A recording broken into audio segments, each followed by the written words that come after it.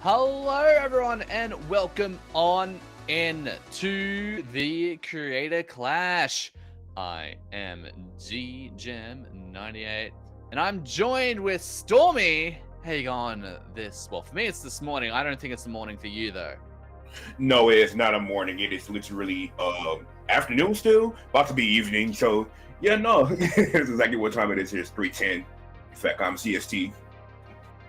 Oh, so we got some very, very different time zones and vast variety of time zones all across wherever we're playing that right now. But the Creator Clash is here and is featuring two teams, some players that you might recognize. Do you recognize any of these players, Stormy? Recognize a lot of you. I know Splat Joy, awesome YouTuber. Go check out his YouTube channel. I mean, all these are creators. So let me not even say that. But I know Captain Astro, big fan of his. Amisika, is that how you pronounce her name? I know she's a Twitch streamer. Yes.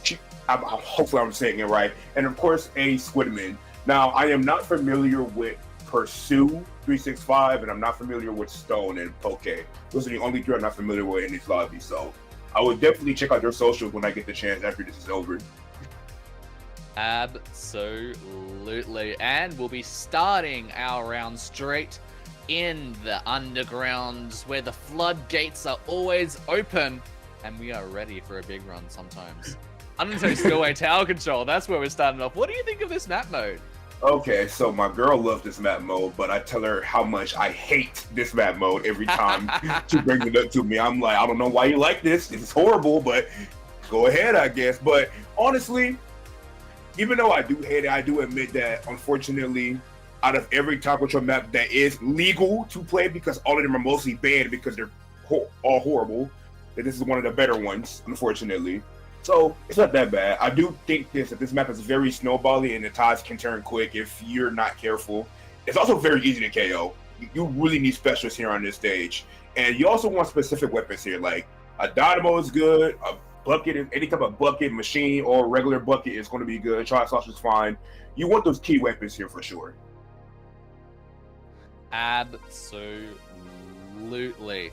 And, you know, there's so much for us to come today. Like, again, this is game one, so I'll break down the format once we get after this game, maybe after this set. We'll see, but it's a little bit of a...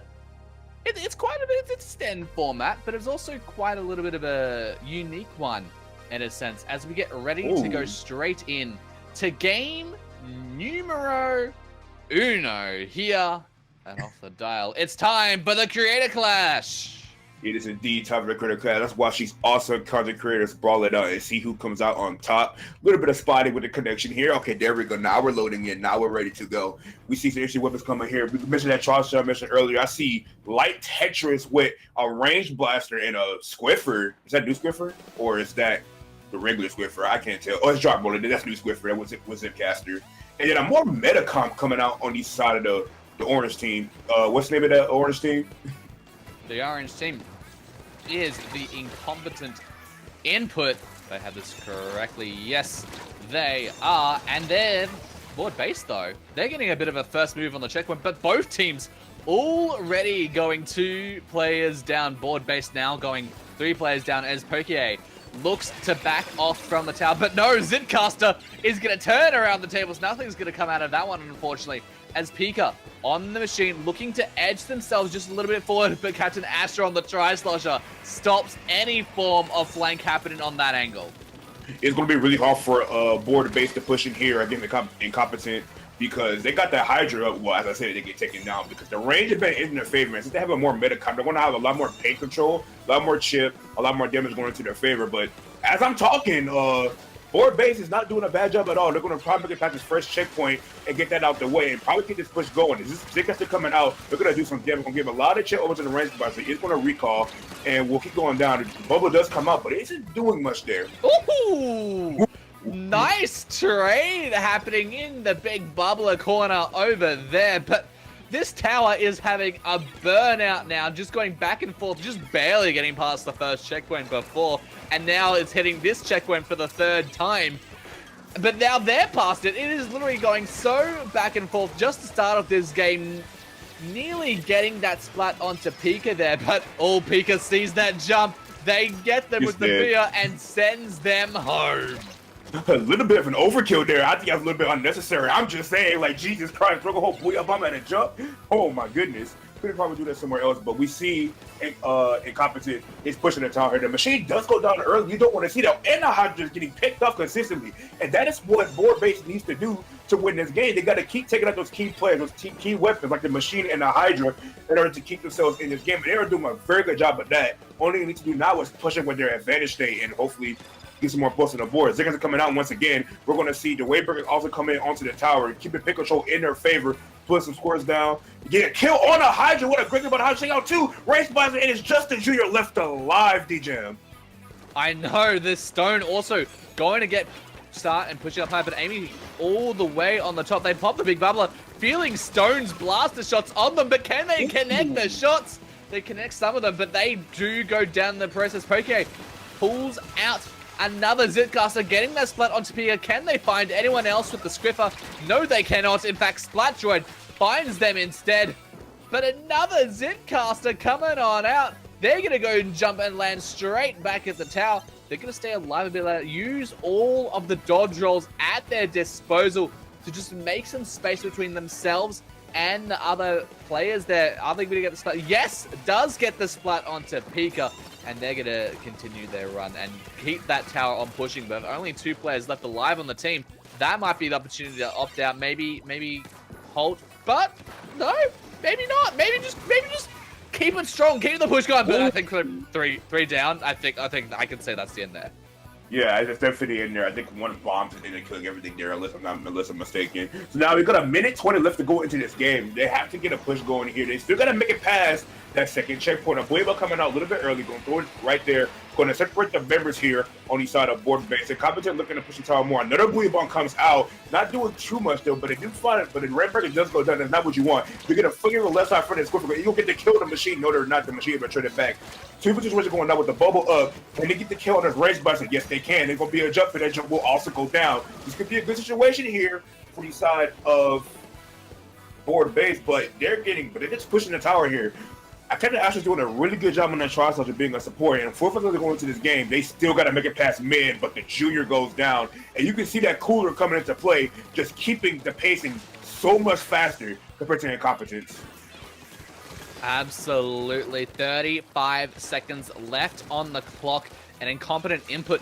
They need to get some sort of push going, but Pursuit on the flank with the Julies takes out that player, just watching the tower. And now Incompetent input, they're not looking like they're in a great position to try and get this overtime started, but maybe they can get turf. Amy gets taken out though by the Scriffer as board base hops onto that tower. Trade there between those 2 players. Pika desperately trying to buy control of the tower. Jumps coming in. Overtime commences.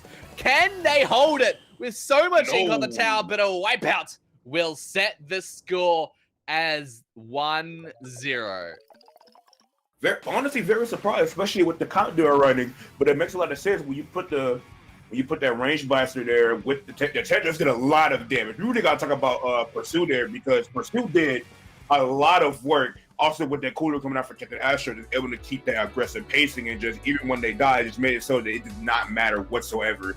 And that's why they were able to take that game. A little bit of surprise in there considering the comp difference. I really thought that Competent was really going to take that, but you know, mechanics are very good there. I did not know who Stone and Pursue was, but maybe now I will with how they played that game. And just that suction bomb kill just did so much damage just to halt that push right then and there. Great plays coming around from all the players around the field there, and just, you know, constantly getting these picks. And just board base, you know, they might sound slightly bored, but they've certainly got a lot of confidence in their favor. Oh yeah, board base, definitely not bored with the way you're playing the game. Just going all aggro in there, just always constantly fighting. Even when they were 2 down, they were still fighting, just always playing aggressive. And that's what's good here in Splatoon 3. Splatoon 3 is probably the most aggressive game aside from Splatoon 1 in the series. So if you're constantly fighting, good things are always going to happen. Absolutely. And while we've got a second to breathe, let's just quickly break down the format that you're going to be watching throughout today. So we're starting off in the group stage. So we have 2 groups of 3, both of them playing a round robin, all stages, all areas of that being a best of 3. From there, all teams will then move into the elimination stage. However, if you place 3rd in the groups, you're going straight on into the lower bracket. No upper bracket echelon for you, my friends. And then it's just a double elimination bracket all the way until the grand finals from there. Indeed, indeed. How many rounds of Swiss is it, or groups? How many rounds is there? So there'll just be 3 rounds of the round robin groups. Okay, got you. And then there's, how many teams are here in the Creator Clash, if I may ask? Well, we've got 6 teams witnessing 2 here, and we can witness these 2 battle it off once again as we go on to Rainmaker Humpback Pump Track.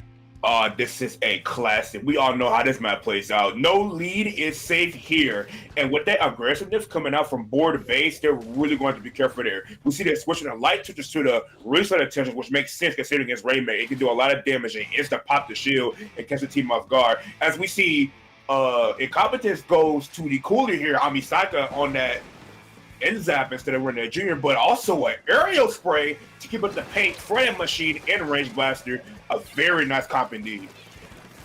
Absolutely. A Squidman coming on with the air spray as well. The restart air spray, but board base already getting through the first checkpoint. Squidman does get that splat though with, I thought that Jelly was a player for a second. I was like, how did you get up there, my friend? But Pika on the Booyah Bomb, looking to displace a lot of those members there.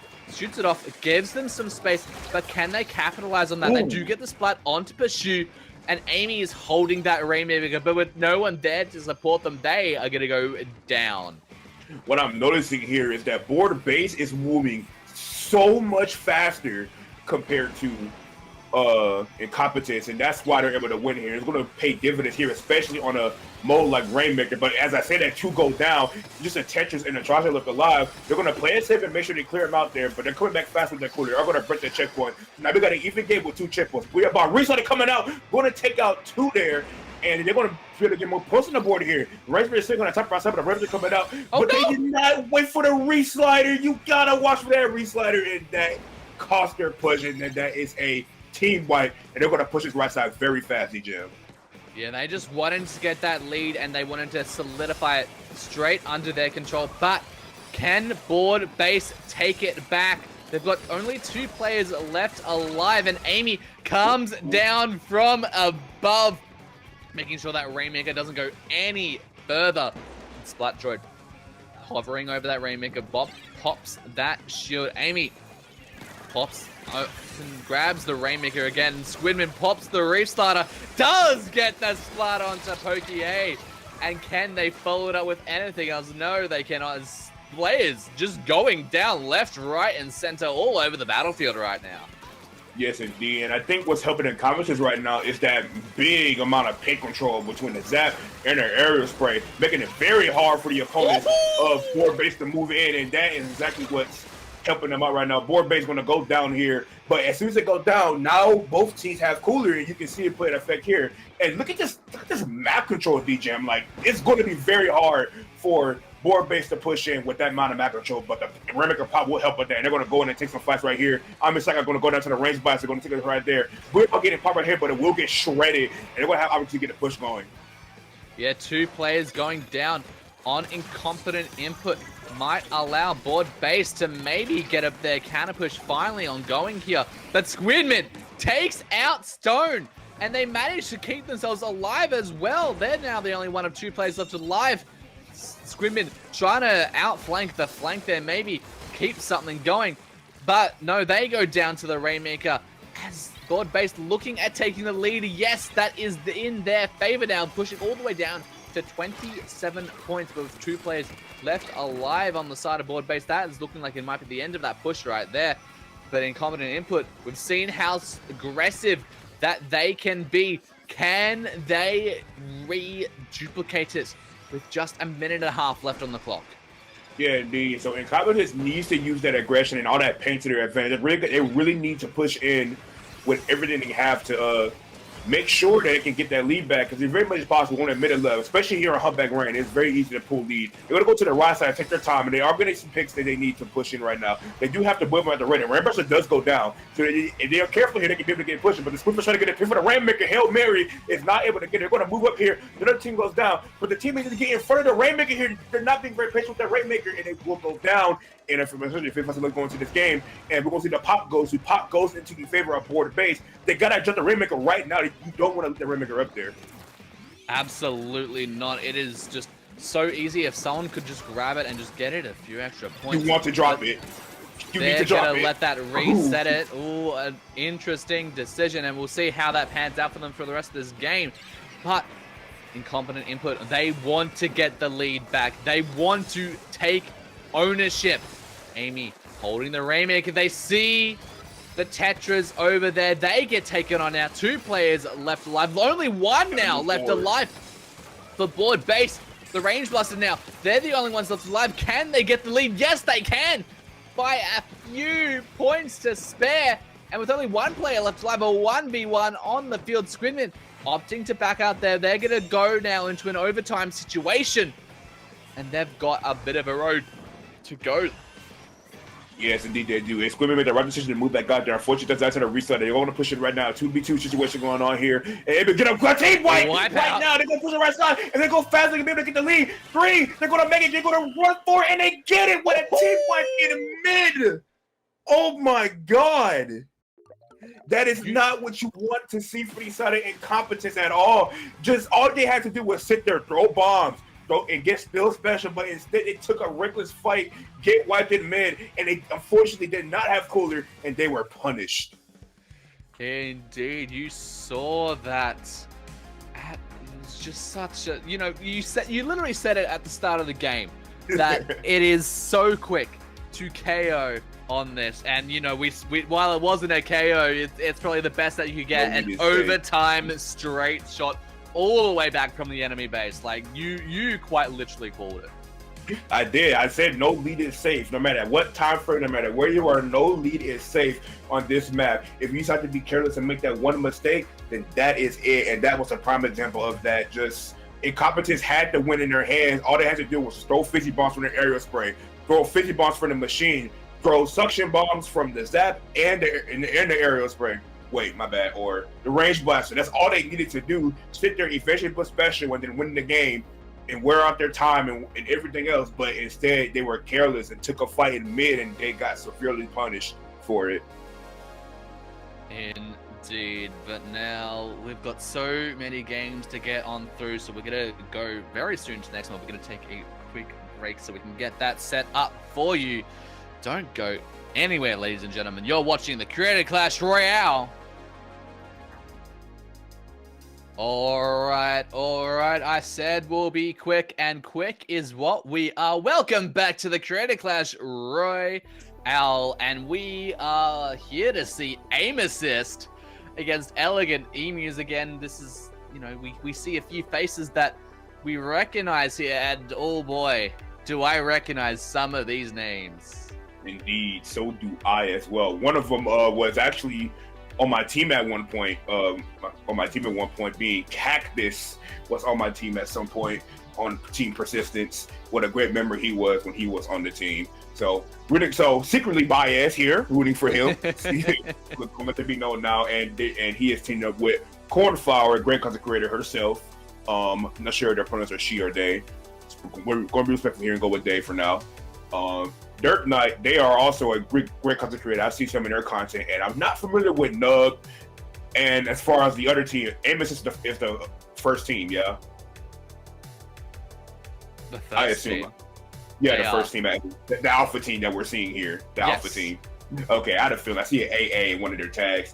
We got Hoenn Hero, one of the head TOs of IPL and the founder of Low Inc. You can't forget him. We got The Berry, everyone's favorite Charger content creator, backline content creator.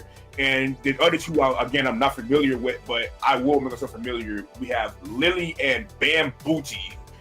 Well, Bambooty, they go by... I had it in my head and I just absolutely blanked. Nico's where they go by online. They did the recent sprinkler only challenge inside. If you saw that video online. I think I seen it on my feed. We're starting. Oh, this doesn't look like a great starting. Clams, Scorch, Gorge. Although they're all here. They're all here. Do we have good news? We have good news. We're starting. Everyone's here. Let's go. Indeed, let's go. And we see the counts come out here, and we see a pretty meta count come out on the side of Aim Assist. We got the 52 with the splash and the bamboozler and a range blast. So a lot of chip and a lot of different specials that help them move in. Double well, mind you, with that. That's very interesting. On the side of Elegant, we got that Force Pro, you'll see that every day with the 96 for that Kraken and maybe some Kraken cheese. You'll probably see that, and the shot and range blast. So both teams running some decent comps here. I hear that you said meta comp, and then I see on the team that we've got a bamboozler and then no Zuka and no Tacticler on site. Okay, fair enough. Okay, fair enough. But I mean, it's not meta. But if Zuka and Tacticler didn't exist, then it would be meta. It would be a good comp, okay? So, okay, you know what? Semi-meta. It's like it's semi-meta. Okay. It's mid. I can live with that. I can live with that. Talking about mid, everyone at the moment just dancing around mid at the moment, trying to find picks, trying to find opportunities to go on in. Cornflower gets caught out by the Bamboozler there, and now they're going to get on pushed back, but only one player is left alive on the side of Elegant. It's just, I take that back, make that a full-on wipeout as the Power Clam goes straight on in the basket. See, you see why I'm calling this meta, right? When I'm telling you this, they're running flows perfectly together. All these weapons can complement each other. We see that Chip moving up here with the Bamboozler, and then Crab Tank got the ready for the splash, and then the Range Brother also going to benefit off the chip that the Crab Tank and the Bamboozler provides. It's going to be one hell of a comp to get through. And that is why I called it meta, because it's actually a very good comp. Just the attack cooler. That's it. Just the attack cooler. Just the one extra thing. And now Elegant Emus there on the counter push as well. Kraken coming on after the baskets pop. Nub over there. Lead has been switched over, but also 3 players go down on aim assist. And again, that's going to allow Elegant Emus to maybe find some more, but the clam economy isn't in their favor. Cornflower luckily finding some clams up there, but can they keep the basket open for long enough? We do see Cactus over there on the shot. They're bringing up some clams to the rear. They're going to get a few more in. They're going to keep the basket open for even longer, but now aim assist, they're nearly fully back, but they just keep getting pushed back. They keep getting sent back into the spawn pad. And Barry, though, getting 2 splats. Can they make that a triple? They see Cactus there, but they opt to wisely back on out. But 29, a tremendous first push coming out from the Elegant Emus. Yeah, indeed. And with the weapon cover that they're running right now, with that Kraken at the ready, Aim Assist really needs to aggro here. You don't want to sit back right now, because with Kraken Cheese online and have a possibility to happen, you need to push in and get something going here. See, Kraken at the ready as we speak, and I don't think he's going down and can give it the power clams and keep it all these clams over to the side of Elegant, then they will be in trouble. But we see Nova going to pop the Kraken just to use it. It's going to try to find some stragglers here. It's not going to find A at the moment, but you can get rid of the Crab Tank. Doesn't find much there, and Nova will probably go down there, but the 96 doing a lot of work there on the side of Elegant. And so now we see Zuko come out as well. So, man, it's still a stalemate right now as we speak. We see Emus is keeping all their clans and everyone left alive, but they need to start pushing in right now with these specials. They need to start pushing in, and they have so many clans to their name, but can they deliver their clans on into the basket? Cornflower getting pushed on back there as Aim Assist looking at maybe to gain a bit more space, gain a bit more momentum, move a little bit more forward, but Elegant Emus is touching such a tight position over that choke point there, just making sure that none of Aim Assist's players or clams go through that. But Lily on the Crab, can they find any picks? Can they deliver anything? But it doesn't look like, as everyone's going to have to get pushed back. Booyah Bomb is also going to take them out as 2 players go down on Aim Assist. Elegant Emus looking at maybe getting another push going. Yeah, and I think the issue is that Elegant's comp has so much range to their name with the Pro and a 96, and of course a shot with Zuka and a range button. There's a lot of range, and there's a lot to push through. There's a lot to go through, especially when they have that paint control. They're going to dunk a ball in here and get a few more clans to go with that, and bring their penalties a little bit more. But they I find another pick there, able to take out some of their Aim Assists. Elegant looking to push it and get a little bit more clans in, but they will go down. We're only just going into this game. There's all of that time left. But it's that range that I'm talking about what makes it hard for them to push in. And I think that Emus isn't capitalizing over each special they pop. They really got to push up with these specials that they're popping and just kind of let it sitting there, just popping them. Absolutely. Owen has the wave breaker at the ready, but will they be able to use it before they get taken out? No, they are not. They get taken out by the 96 there. Derp Knight here on the blaster, looking at maybe just eyeing around some corners.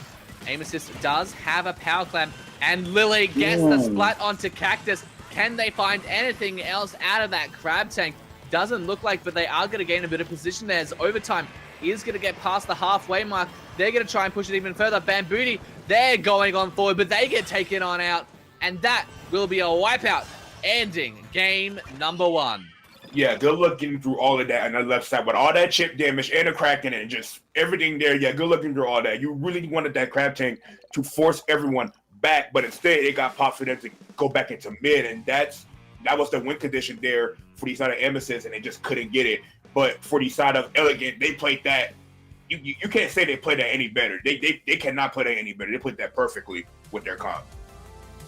Oh, absolutely. And it was such a great showcase from them, as now we're going to look at to see a lot of the highlights there, a lot of pushes, and that was such a strong first push coming up from Elegant Emus, setting them up very strongly for the rest of the game. You know, Aim Assist got such a great push to start off the game, but Elegant Emus, they just completely one-ups them there. Yeah, indeed. They took their push and did it so much better and just able to keep things going, especially with the Kraken at the ready. But we will be going to tower control ship shake cargo now, and I think that with Aim Assist's comp, they can find a little bit more success here, especially with how much ground they can hold. They just gotta actually do it. Yeah, like I'm curious to see. Like, I always like seeing the dichotomy between the more aggressive ranked modes we have, and then a bit more the passive ones. The passive ones being, you know, Splat Zones, Tower Control, and the aggressive ones being Clamblitz and Rainmaker. I tend to associate them quite similarly. Ignore my pronunciation on that word. But going into Tower Control, Ship Shake, and you know, looking at some of the weapons these places, obviously Nico Bambooty is gonna very likely pull out that Bamboozler again, as we saw them straight on to game 1. But you know, seeing the wide range of choice that the Barry has here, like they've put on their selection. They've got the E-Leader, they've got the Charger, they've got the Scripper, they've got the blah blah, and they've got the Norse. Like, so much to choose from. Then Elegant Emus, they're just full of choice over there on the right corner.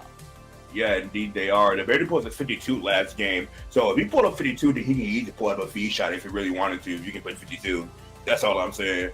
But we will be getting into this very shortly, and we will be taking you guys to game 2 of this wonderful set in this wonderful tournament. Absolutely. And let's see what the players bring on out here. You know, we're starting each of these games with a very long flyover. It's giving me a heart attack every single time. Ooh! Barry going to go and switch on over to the custom. Is it the Kraken? I think it's the custom. Yes, custom meat leader. Yeah, custom meat leader scope. Yes. Custom meat leader scope at that with that beacon and the Kraken. Yeah, don't forget the scope with that beacon Kraken. Interesting choice there. So double charger with the Bamboozler as well. So this is a very interesting comp coming out. And then you go back to very basic with the Zap and Shot. So nothing very special there. But hey, the other 2 weapons are cool. But you know. Yeah, and I'm really curious to see if we're going to see much of a change in how this game plays with such a vast change to their comp. But Elegant Emus, you know, kind of remaining a bit similar. But the Bro, definitely a very interesting pick to come on out as Elegant Emus touches the tower to start off with. But there you go, 2 players down. That's going to now allow Aim Assist to maybe get some movement going on their side of the field. And Elegant is always going to have a pro, because that's what Cornflower is known for. She is the pro woman. Or she is the pro person. She only plays pro. That's why I don't know. From us playing against them, playing with them, and just other things, I've only seen them play pro. So Elegant all have a pro. We can see a big difference here. They're getting a lot of pressure here. And we can also talk about this Neo Machine switch. So double Zuka, which is meta, right? And then the voices are also going to help mark the members so they know what they're Zukaing. So that's going to be very helpful. Yeah, and Elegant Emus, they're getting such a strong push going here. They've already cleared on through the first checkpoint, looking at getting that even further, but 2 players going down. Nub now, the only one left alive. They've opted to back on out there as Emus says, looks at getting some space back, looks at getting some control back, and the Barry, they're putting that E-Leader straight down the middle of the field. You've got to feel scared when you see Barry's E-Leader come down the whole range of the field there. Yeah, indeed you do. But good thing this map offers a double with the Kraken. Barry popping off there a little bit. Going to get a double with the Kraken and set up right now for a little bit of shots there, but does get taken down. But yeah, no, you do got to respect the E-Leader here, especially if you are sitting down the middle. But good thing this map offers a lot of coverage and a lot of ways to go through, especially when you're running double Zuka. So the Charger isn't that much of an issue if you play your cards right. And we're going to see them push back into May after getting that double kill. And they're going to get another push going instead of Elegant Diamond. I mean, Elegant, not Diamond. Keep on the train. Keep that tower chugging. Cohen hugging around the left. Nico on the Bamboozler, looking at maybe getting a little bit of a mini flank on there, but the machine has just as much range as them and takes them on out. Nub has the Trizuka now at the ready, looking at seeing if they can get anyone using the parabolas that they have at their disposal. Not going to find anyone there, but Elegant Emus, are going to go and clear the second and final checkpoint. They've only got a few points remaining left, but Aim Assist is getting the splat. Cactus hops on the tower, but a wipeout will end the push, but Aim Assist has such a long road ahead of it and so much paint to get across if they want to take the lead into their favor. Yeah, it's only a minute and 35 left to go into this game, and we'll put the kill the world right now and the crack at the same time. Probably could have got on top right and need the machine just go down.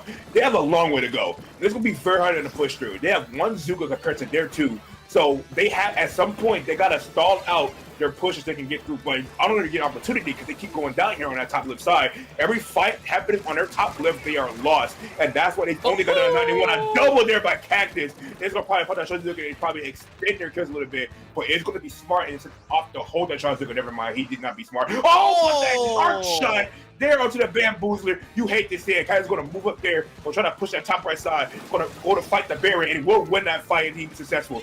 Cactus on a killing streak as we speak. Cactus just coming on out. My goodness. They've got the wipeout. That tower is just pushing and pushing.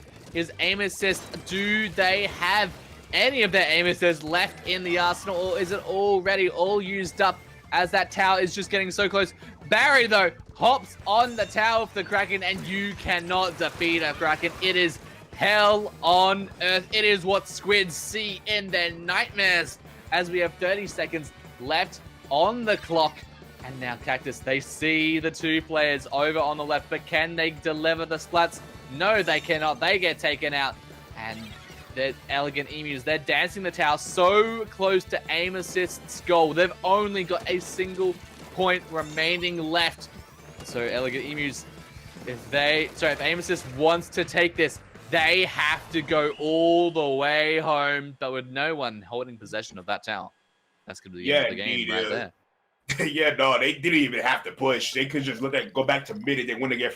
They were basically spawn camping them. I'm not going to lie to you. They were spawn camping them. It was insane how good Elegant Emus was there to just win the game. And they take this set with a convincing, dominant, clean 2-0. Yeah, absolutely. And seeing the bit of the replay here, seeing what splats made it count here. We get to see this double on the Kraken again. Beautiful Barry. double.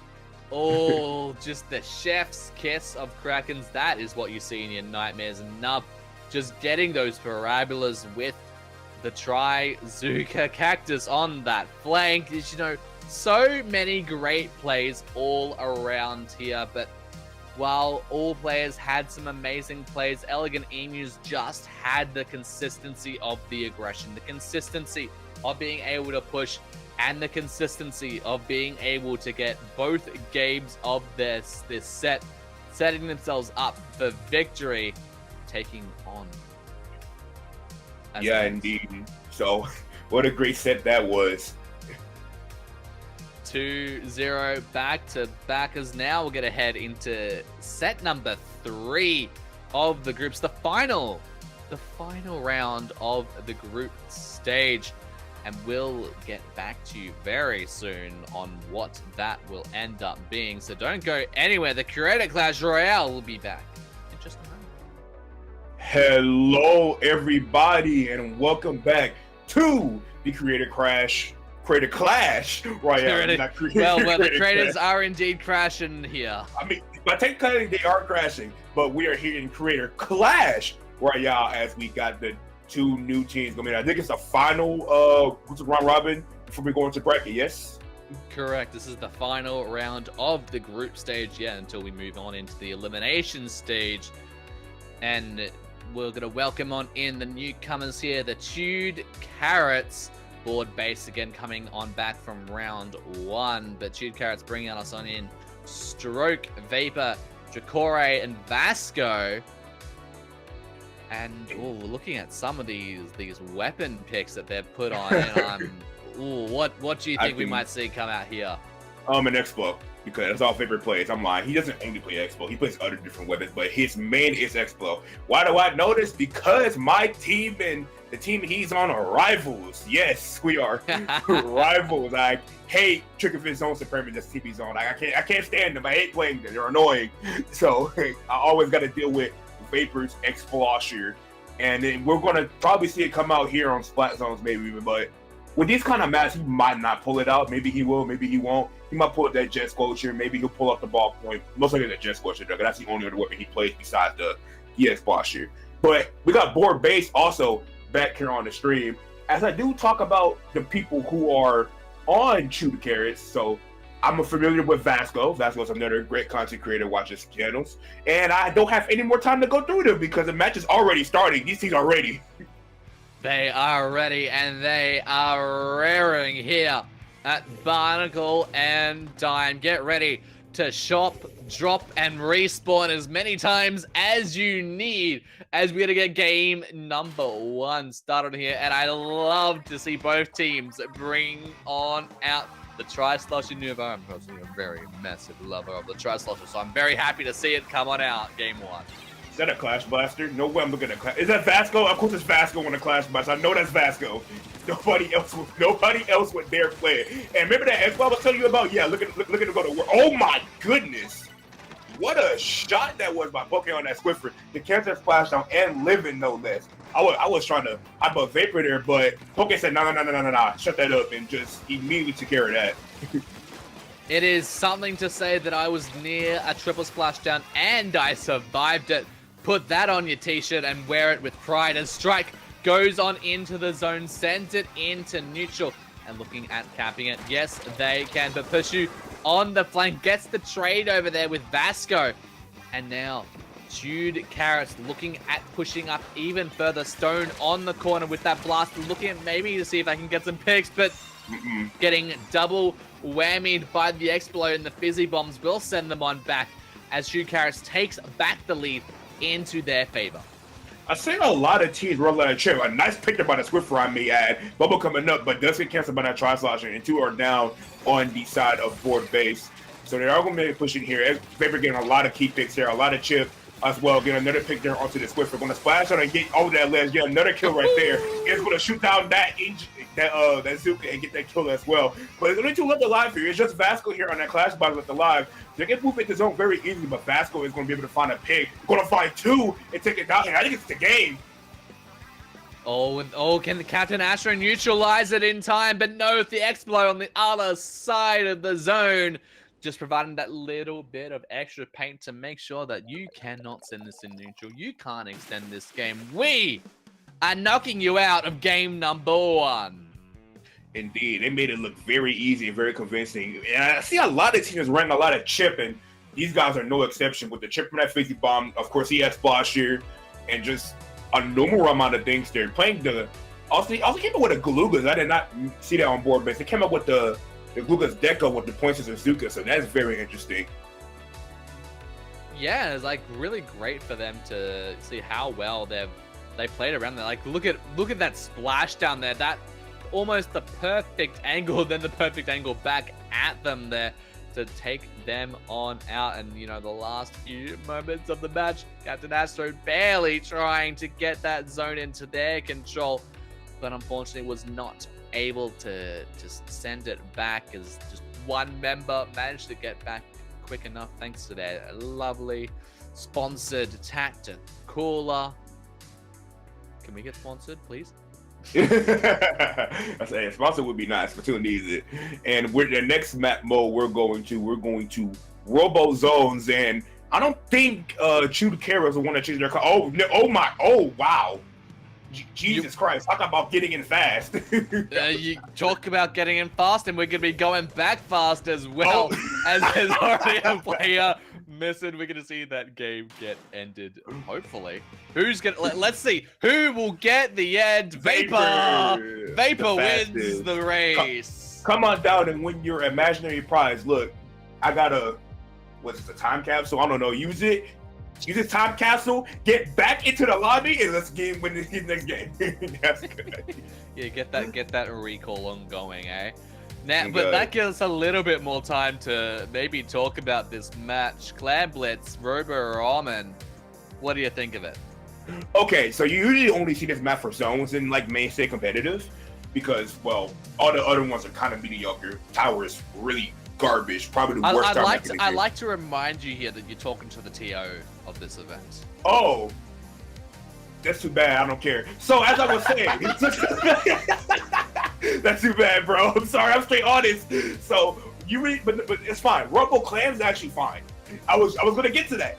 Robo Clan, and it's not me trying to be nice because you're a TO and all. You know, if I think a map is bad, I'll just straight up say it. But okay.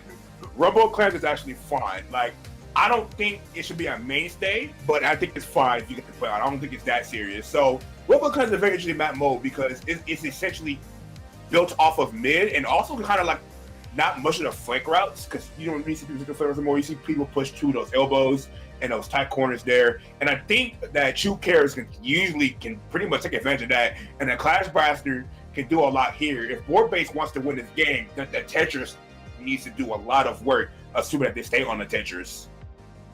Absolutely, they can definitely. I said that in 3 separate ways, just ignore it.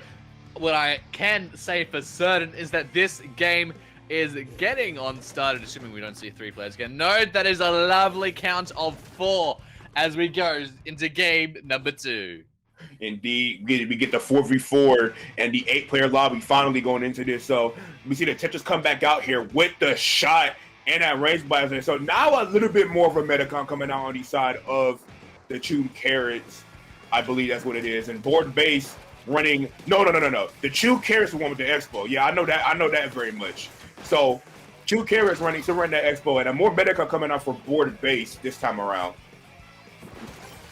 Indeed, as Stone here on the blaster, looking at pushing with all their might. They have the power clamp at the ready, but Vasco there on the Clash Blaster, looking at taking out Stone, just chip damage everywhere. You have the Clash Blaster, you have the Explo, and you also have the Brush on their side. Just a team that excels at just constantly doing damage, getting picks, having that wide area of effect, as well as the splashdowns as well. They're just AOE, that's what they should be called. Vapor on the Explo in the corner, just making sure none of the members of Board Base stays in base and just keeping them away, just keeping up the aggression. Strike has the restarter at the ready, but are they going to be able to do anything with it? No! They get taken out right before they can use it, and 3 players go down on the Carrots, and that's going to allow Board Base to get on. Oh, they've got 2 power clamps. Can both go in? Yes, they can. Yeah, indeed. Now, Risa gonna come in and clean some up right there. Just like Aimbrush left alive, it's gonna be able to find a pick, neutralize the damage a little bit. But the Aimbrush is very weak as it stands here. But I'm gonna get a pick there, and the Tetris come in and cleans that up. And I think this is a very good starting push here. Rainbow last one left alive. Probably gonna jump out here and retreat a little bit. It's gonna stay on that bottom right side. Gonna have to jump out instead. Smart move. They're gonna keep their wave breaker up, and a lot of other things to come. So now we're going to see Chew Carrots move into mid and try to get push going themselves. Splash down at the ready, as well as those chubs at the ready for that clash bar. They're going to push him in all the way to that top left side, and then Killer will coming with that chip. But Ken the Astro drops down and gets a pick, and he's going to look over to move his man and move his team in. And the Captain Astro there, all on the Tri-Slasher. They don't manage to get the trade there. They get taken on out straight away by the splash down. And Poke making sure that that Ink Brush doesn't make any moves onto them as they take him out. In fact, making it a whole-on wipeout. That's going to allow board base to really get so much space, get so much more clams, and just get all completely set up for maybe a second push to their name. Restarter coming out is going to paint a path directly for them, but can they get anything? And no, the return wipeout is now going to give Chewed Carrots an opportunity. Yeah, indeed it did. A little bit of an overextension there, just like we're seeing for a little bit of Chewed Carrots. They overextended just a little bit without getting any ground or without getting any special, and we're seeing Chewed Carrots basically kind of do the same thing. They did not wait long enough to get in and go in the triple splash. Is going to take down 2! So maybe I'll take that back a little bit there. I'm going to be able to move in a little bit more. If Shake can get a kill there on his Tri-Slasher, they think they do just remember look alive, but they do got to clear his range blasters because they be very safe, and they'll have no problem doing that with the dualies. But the other members do jump in, and they also help in. They're going to jump in as well, but it's not going to be enough, and that is a full wipe. And so now we got a minute and a half left going to this game, and it's 42-80. You know, I know Wipeout was cancelled a few years back, but it seems that these players just want to bring the show on back as Stone there tries to go around the corner. But Pokia getting the double splat there. Can they add any more kills? But no, not with that splashdown guarding their life, making sure that nothing else happens there. Vapor on the Expo looking at, you know, they're doing their job. They're pushing away the opponents. They're making sure that nothing can really happen there. As the minutes left onto the clock, both teams, you know, they're 40 points apart. It's not outrageous for Chewed Carrots to maybe get a comeback going, but board base, they absolutely have advantage at the moment. Yes, they do. And a trade there with the 2 feeding weapons being the Ink Brush and Extra. They're both going to respawn basically the same time running the QR. But just to get that feather respawn, gets to the QR. Maybe because they're resliding in, going to try to do something there, but ultimately does get punished. Doki trying to move up with the shot into enemy territory. Don't know what the move was there. So now there's 2 situations going right now. 4-for-2 situation going on here. So now they got to push up slowly, but that Tri-Slasher is not having any type of space. So they're going to this game. Vapor has an F up ready. They need to be careful of that splashdown. They need to see what they're doing. Splashdown does end up going down. The splashdown does activate, keep us up alive. Poki down here on the bottom right. It's going to move around with this cooler to try to find a pick. It's going to find one there. And it's just a brush left alive. But where is the brush? Where is the brush? What did they do? They just scored a power clam. But are they going to be able to take them down? Indeed they are. And it's a wipe out. And that is the game, DJ. The game indeed, setting the score to 1 apiece, giving us our game number 3. The first set to go to a game murder, you can see how evenly stacked these teams are, especially with the cockchits coming out for set up board base, opting for a more meta build, and you obviously can see it pay dividends there. Yeah, it's such, you know, we saw game 1, we saw how well that they just worked together, that they had that synergy together as a team. But then you see the amount of aggression that board based that we saw them in set number 1, and they just decided to bring it on back here for Clam Blitz.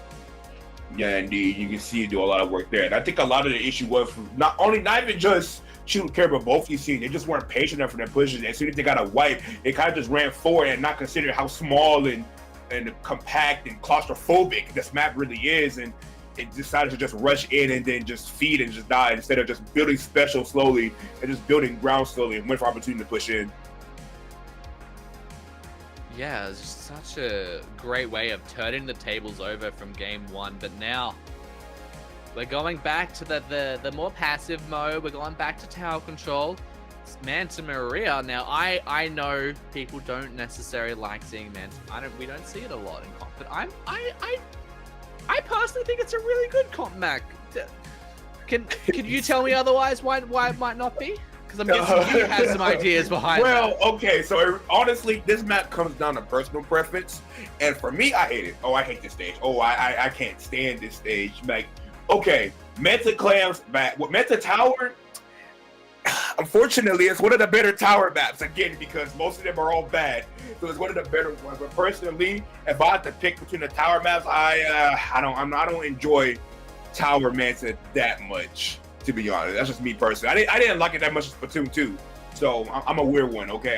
It's just so, like, again, it's one of those weapon dependent map modes. You need a bucket. You want a bucket here, or like Adonam is also very strong here. Like, a lot of weapons don't work as functions here. It's very hard. That much I'll say. To make that second checkpoint. Oh, but we're going to have to never see. mind. Oh, and that is happening again. Does that wait? Yeah. It's I pretty... need to check. Oh, that was a whole room gone abyss. man. Yeah, we will indeed have to see. But again, we're trying to talk about why I hate this map mode. That second checkpoint is so crucial and it's so hard to break through.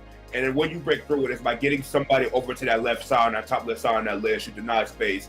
If you can have one of your players on the pushing side get control of that left side, then you can break that second checkpoint. And as long as you also keep track of flanks in that right side bunker as well. So it's a very easy map mode to say the least. I expect True Carrots to have a lot of advantage here, especially with the X posture up. The way for a board base to counter that is just straight up be aggressive. You can't be scared. You gotta push. Gotta bring the aggression. Yeah, and just something to note as well between, both this match we're seeing here and the other one that's happening off stream. These two teams are eyeing for who will get the first and second seed going into the elimination stage. Ooh. Which could help them determine if they move on to the next round. So both of these teams are guaranteed of heading into the upper bracket. It's just determined, do we verse? So first we'll see first, whoever wins first will verse the second placed team on the other group. So it's like, do I want to verse the first place team, or do I want to verse the second place team? It's like, well, obviously you want to make everything to your advantage. But on the other side of what we're not seeing, those two teams are eyeing off to see who will actually get to go into the upper bracket and who goes straight on into the lower bracket fight between second and third over there. A little bit more context to see what's happening all around you as we're in the final round of the group stage. Indeed. And what are those other two teams fighting for a spot in that top bracket? What are the other two teams, if I may ask? Yeah, who are they? They are the Aim... Wait, that is not who we're seeing, right? No, yeah, it is Aim, Assist, and Dazzling Dealer. Ooh, okay. As we head into the final game here, and we see the comp coming out for the side of board base, bringing out that Squiffer 52 Tri-Soldier and Range Blaster.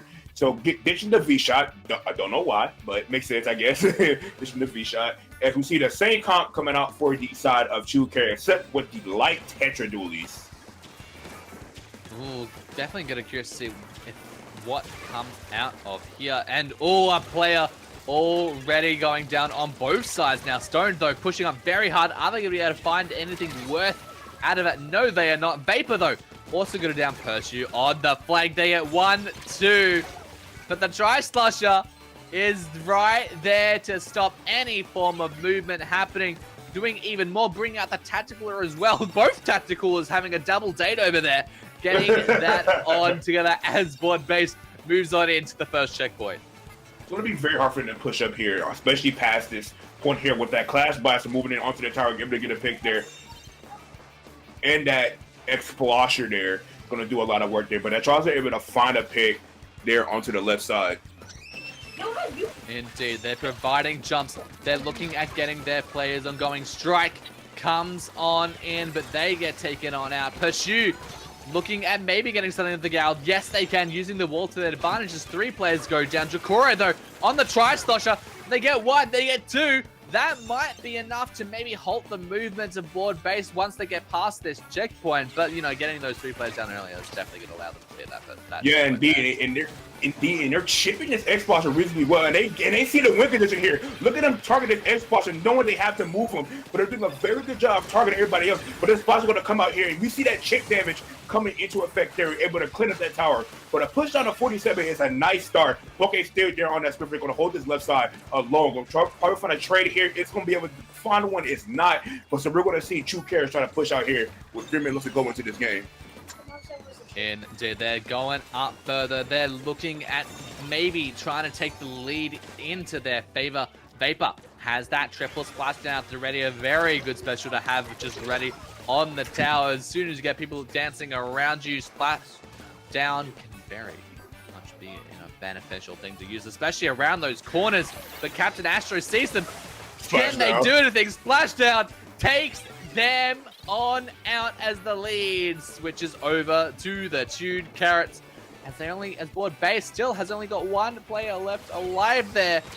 And Strike just going on in hard, taking out a player. Only the Explos now left alive on the side of Tuned Carrots. Vapor, they're opting to maybe back up, but they have the triple splashdown. They might be able to make something work here. Yeah, indeed. That triple splasher is going to be able to make a lot work there and give you the whole ground. Just because the expert last thing allows me, you want to rush that down, and you see them being punished for it here. Vapor doing a lot of work here. The expert is going to keep doing more work, find another pick there. Is he going to find another one helping that Trosser? Yes, he is. Just a range left alive. He has a solo stop this tower, but is he going to be able to? No, he is not. And that is the game, set, and a match going over the True Carrots.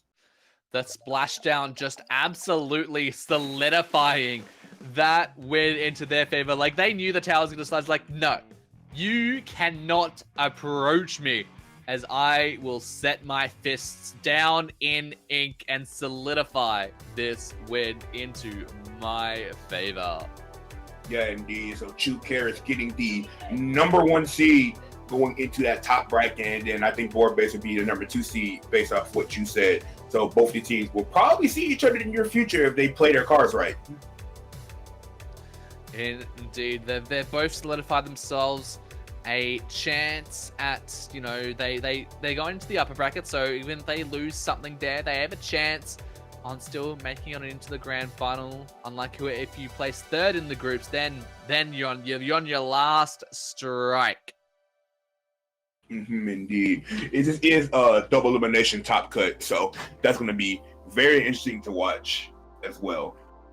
Indeed, and that will be here ready in just a few moments. We like taking breaks. Indeed, we do. Breaks. I like getting my voice to rest, especially when I'm on 2 hours of sleep. And I'll get another 5 minutes of sleep now, as I'm gonna head over to a quick break. Don't go anywhere.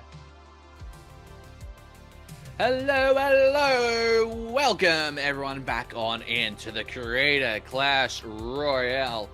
We're now in the elimination stage of this tournament. We've cleared the groups, and now people are ready to be sent on home. It's the Tuned Carrots against Dazzling Dealers. Indeed, and this Dazzling Dealer is the one team we were not able to see during the that group Robin stage, but we see them make it here into the top stage, so we'll get the chance to see them, and you guys will get to see them as well as we see these first match coming on. Crab Leg Rainmaker, a very interesting one. Not one I'm particularly fond of, but not one I hate. So it's alright. It's cool. Am I feeling this passive aggressiveness? If you want passive aggressive, it's my resort zones, and it's not because it's a it's not because it's a bad stage. It's because my team sucks at it because of our cup. So we can never win on Mahi zones, never, ever. It's what happens if you have an octopus on your team. Okay. Well, we can talk all about that in just a second after we get into this game, as we're about to go straight on into this first game of the set. Crab Leg Capital Rainmaker Tuned Carrots against the Dazzling Dealers. Indeed, so we're going to see these guys come out here. I expect to see some form of range come out for both these teams, and indeed I was right. Oh my goodness, what a comp coming out there for the side of Dazzling Gleamers, pulling out that pencil, that splash with the crab tank, and that machine Neo for the Zuka, and then a bubbler with the Junior. So a lot of paint to their name, and they do make up for the lack of range with that pencil. So it was they pull out there. But is that a big swig? Is that double vac? That is the big swig coming on out, popping that Rainmaker shield, giving them a lot of turf to play on with.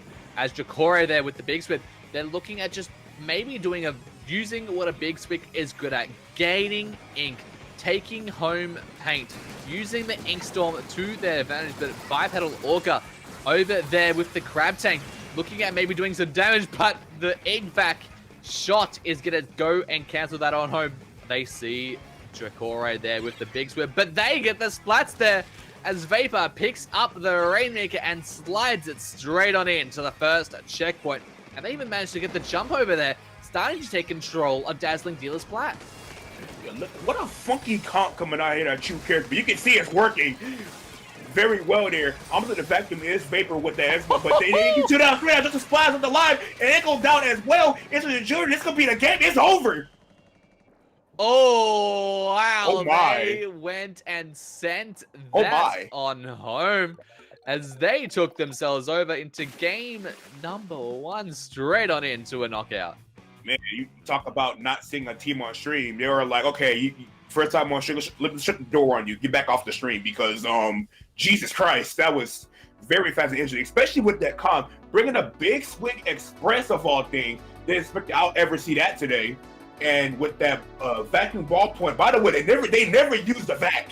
Well, I mean, for the Rainmaker purposes, they never used it for a push. Rainmaker. They used it there, but not for the Rainmaker. And well, the Tetris just went in and did a lot of work with that Big Swig as well, just chipping and hitting everything, and just a lot of paint, a lot of control there, and surprisingly, it just won.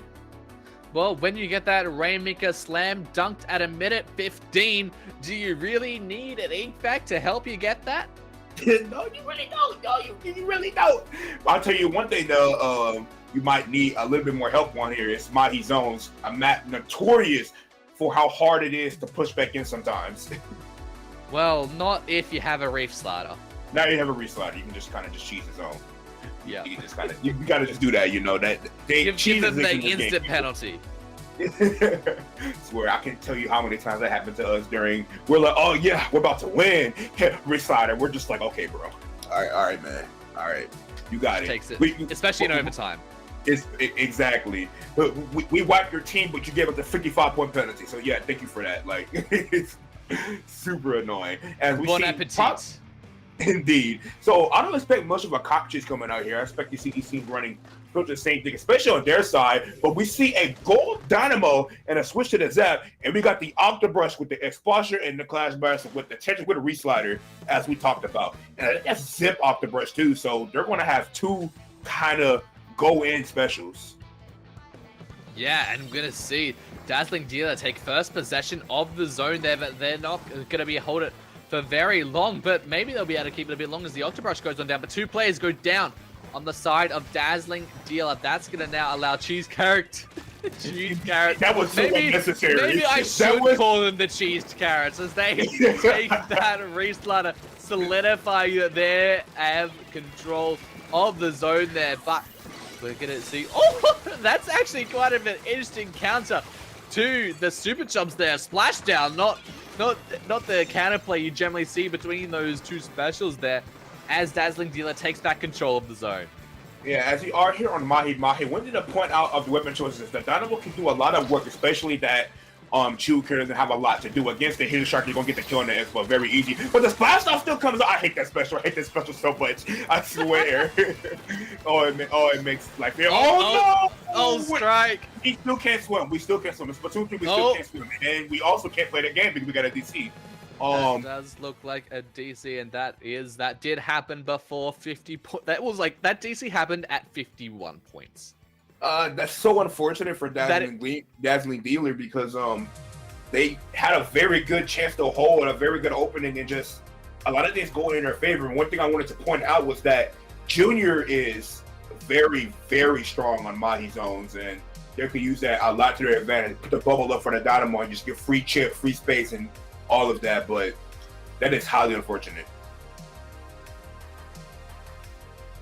Yes, it was. And, you know, just again, the DC straight at 51.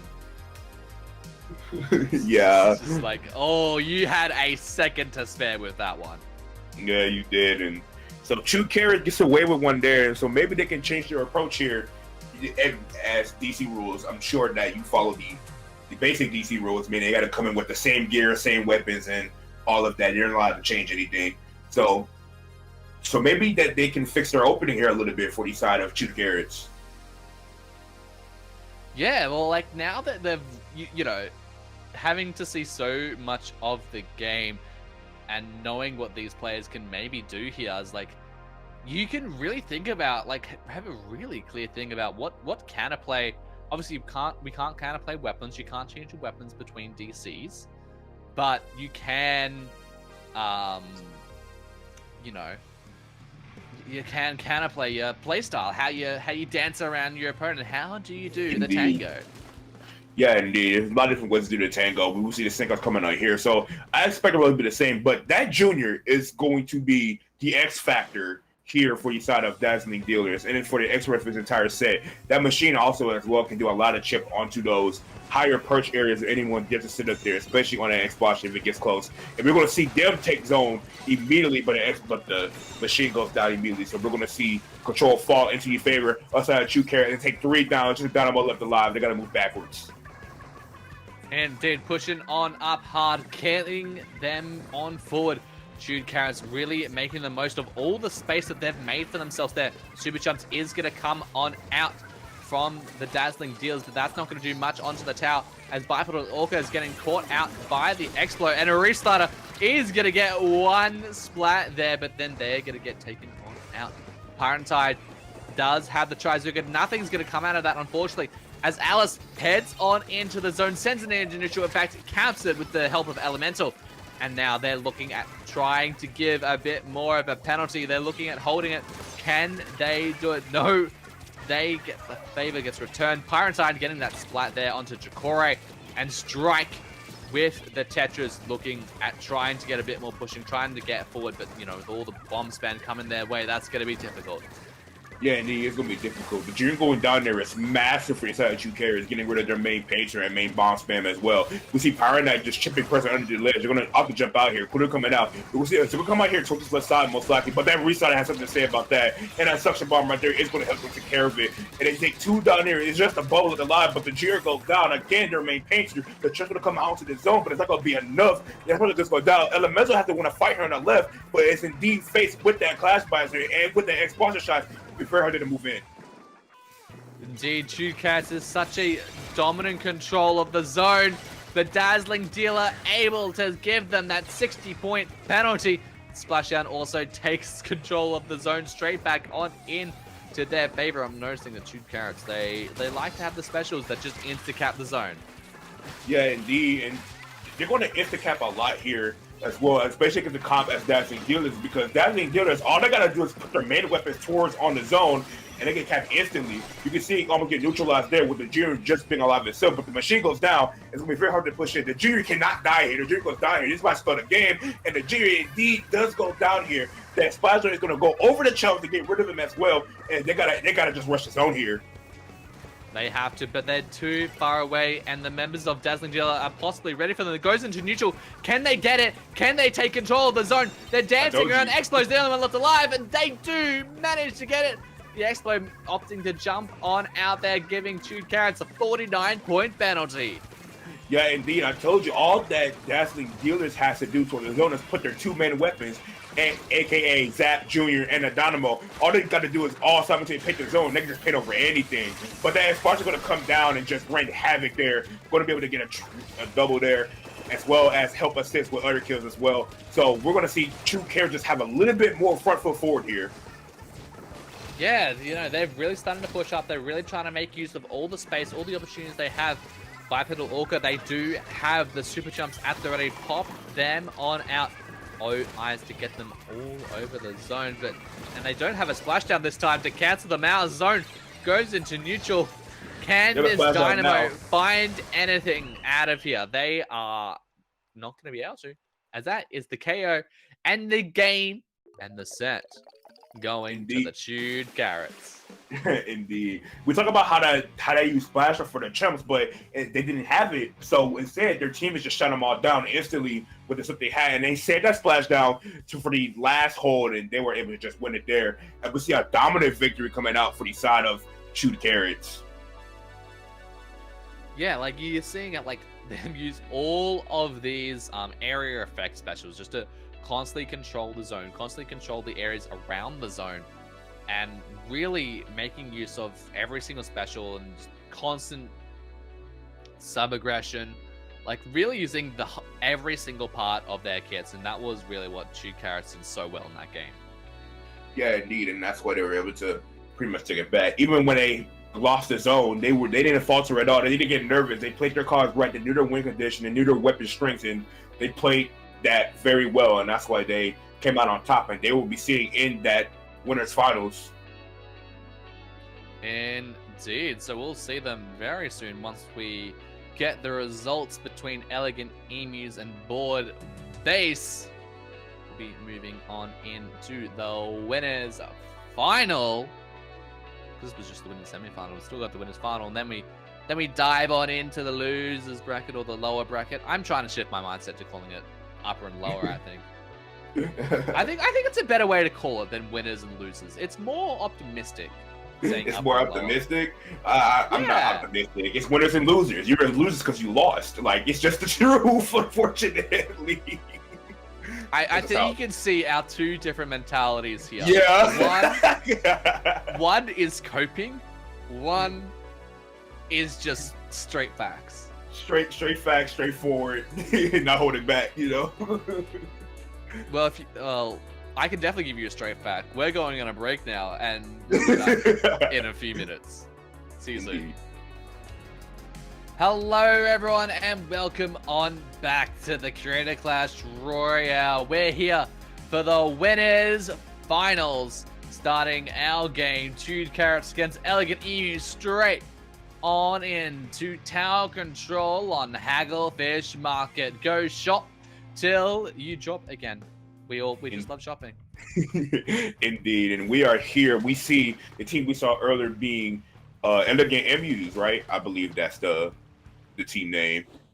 Pulling up now with that same comp that we seen before, except with a machine Neo now. Nub pulling up with that point sensor and that Trizuka. Double Zuka coming out for that side, and we are looking to see the same comp come out for the side of Chewed Carrots as well. Putting up with that X posture, no famous for that splash down and that Clash Blaster.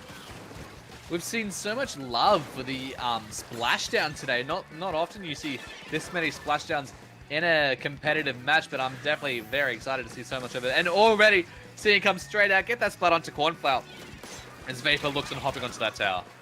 Yeah, indeed. And one thing I want to talk about is this machine is going to do a lot of work, able to help get a triple there with a lot of assists. And so we're going to see them take a lot of space here. Cactus sitting on that tower, painting for his strides, and going to have that up right now at the ready immediately. Nerve responding back in. That Ren's going to help for that top right side. We're going to Zuka top right. You got a lot of chips about to pick onto the Clash Blaster. So no more chip for that tower for as long as that Clapper stays down. They should be able to make it past fresh chip with that Booyah Bomb throw as well.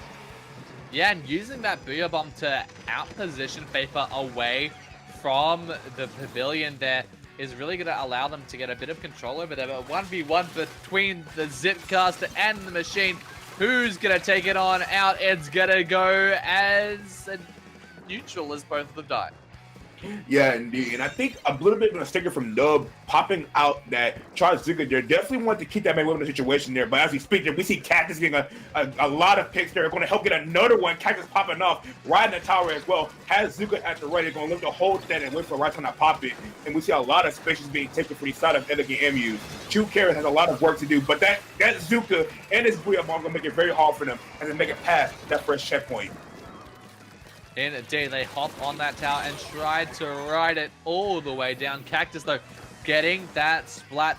Vapor, though, using the triple splashdown to clear out the members of Elegant Emus, giving a wipeout into their favor.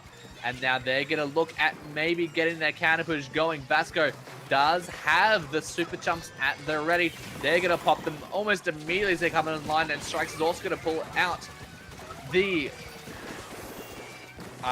what was it? What the shark? I forgot what it was called. I'm blanking. You mean the pro or? No, the shark. The what's the special? The shark. Reslider. That's a It. reslider. It's a reslider.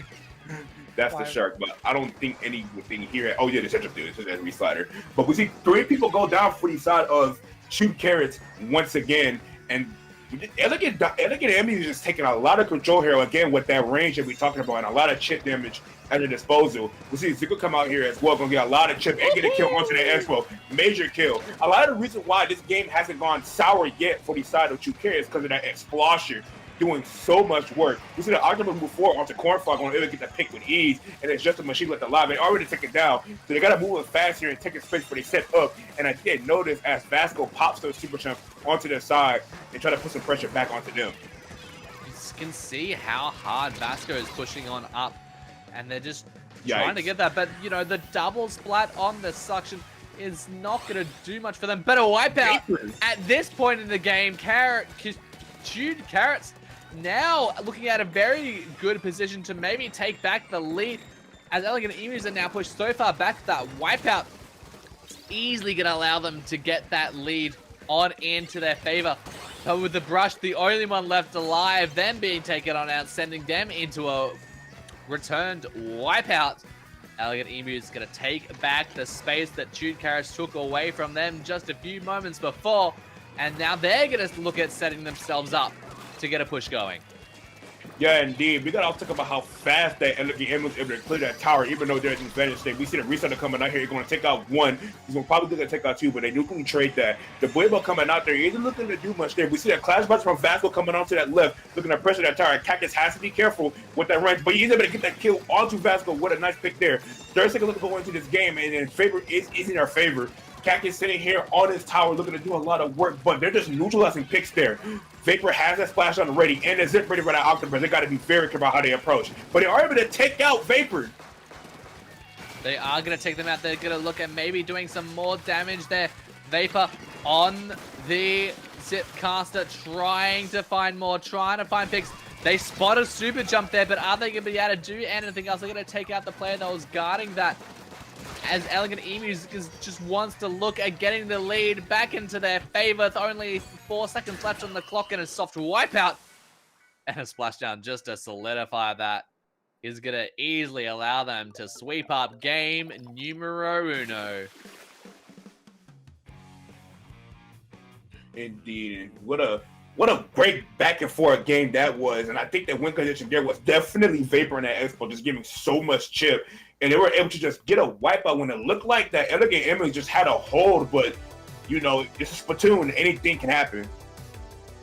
And seeing that very early wipeout there again for the Elegant Emus, giving them so much momentum there the first half of the game. But you know, you see these splashdowns, you see how well they just work at being good at just getting that, being a bit defensive, and that wipeout. So essential for them taking back the lead. Like, without that, I don't know if they would have been able to take this game at all. Like, just Elegant Emus were just so around the tower when they had people alive, but getting a wipeout at that position, that just gave them so much momentum. Yeah, indeed, just being able to take it from here. Also, this is best of 5 now, so we will be seeing 3 continue to take 3 games to win it all here in a set. So yeah, a lot more Splatoon to be played for both these teams, and by the look at it, this set can go the distance all the way to garbage Royale Tower Control Airport. It's horrible, man. I'm sorry, it's horrible. Game 5. It's game 5. So wait, hold on. Do I see Barnacle Rainmaker? Oh no, no. Someone sounds happy. that is a laugh of hysteric. I'm going insane looking at that. That is Barnacle Rainmaker. Oh no, we do not play that. Is that Wahoo Zones? Now, okay, we do play that, but not that much. But Barnacle Raid is crazy. From the sounds of it, you love this set. Oh my god! Oh my god! I love the maps of this set. It's so good. They're all great maps. You know, all well balanced. They don't have any problems. You know, they're great. Especially this one, where you can just easily KO a game because you get advantage by pushing. Like it's great. This was amazing. Oh, but we're gonna have to see if these teams can capitalize right on into that. And we're gonna get game number 2 of the winner of the upper bracket finals. Starts right now. Yeah, indeed. We're going to see a lot of space get taken here. We see the Big Swig Express come out again for these side of 2K. We saw that used down last time when they played Crablet Rainmaker. So they're going to have a lot of popping power exposure with that Big Swig Rainmaker because of this high object damage and a lot of paint control as well. And we see the same comp come on the side of Elegant Emus. You see the Ziggle they take out too. They're going to pick up Rain immediately, but that turns right there looking at threaded anything, but they already take it down. But the line marker able to cancel the Rainmaker. Ooh, that line marker. That's not something you see every day. You don't see that every day. That all the line marker able to clutch up there and prevent from moving forward just that easy. But they still gonna be able to break check, but it really slowed them down. Absolutely. That was such an interesting thing to see. As Stroke there on the Zipcaster gets the splat onto Derp Knight. Not gonna be able to find any more picks. That splashdown gives them that little bit of cover for their landing. Vasco holds the Rainmaker, but the suction bomb on the rear will take them on out. But they're not going to give up their push. 2 players are down on the Elegant Emus. That's going to allow Jude Carrots to keep it up at Nub on the machine. Looking at taking out the Rainmaker, but no, they cannot. A little bit of a whiff action there. We get a wipeout going in their favor there. It just vacuum up the line. So honestly, you can say they got a wipe because the class bar is not enough for popping the Rainmaker very fast. But they're trying to make it towards this checkpoint. I think we'll be able to get it. They get past this machine, they are able to get it. So they got an even Steven game going on here too, which is what's going on. And you put the Rainmaker, they're going to opt to pick it up immediately. Very surprising there and get it down to 47, but that's not a game-winning push. No, they just wanted to get that lead into their favor since it was just the checkpoint that was holding that. And now they do hold the lead. All they need to do is lock it down, but they've got 3 minutes. And lead can be very much still overtaken, as you mentioned. Cactus holds the Trizuka in their back pocket there, ready to just take out players at a moment's notice. Chukore is getting held on back. There is just so much splash happening around the field, but Vapor on the Explorer and Stroke on the Zitcaster. They together take out the Rainmaker. 2 players then go down on the side of Elegant Emus. Vapor picks up the Rainmaker and takes home Derp Knight. Yeah, indeed. And this is really big into their favor. Instant coming out is going to do a lot of chip damage, carry a lot of space. Woo! And we see it take out Cornflower as well. They're going to be able to move with the top left side as well with ease with all that chip damage. The basic express, but they are able to get the kill there. Go to the right side there for the points. Yes, exactly. Smart move there by Vapor. Able to get it down to 19. I was like, hey, nobody's sitting right side, so that's just free. I was just thinking that. And so, of course, Vapor being the smart comp player that he is will take that right side. Some great map awareness coming out from them there, just knowing, seeing that all the enemy, they're over on the left side. That means the path straight to the pedestal is clear for me to take, and they capitalized straight on into that.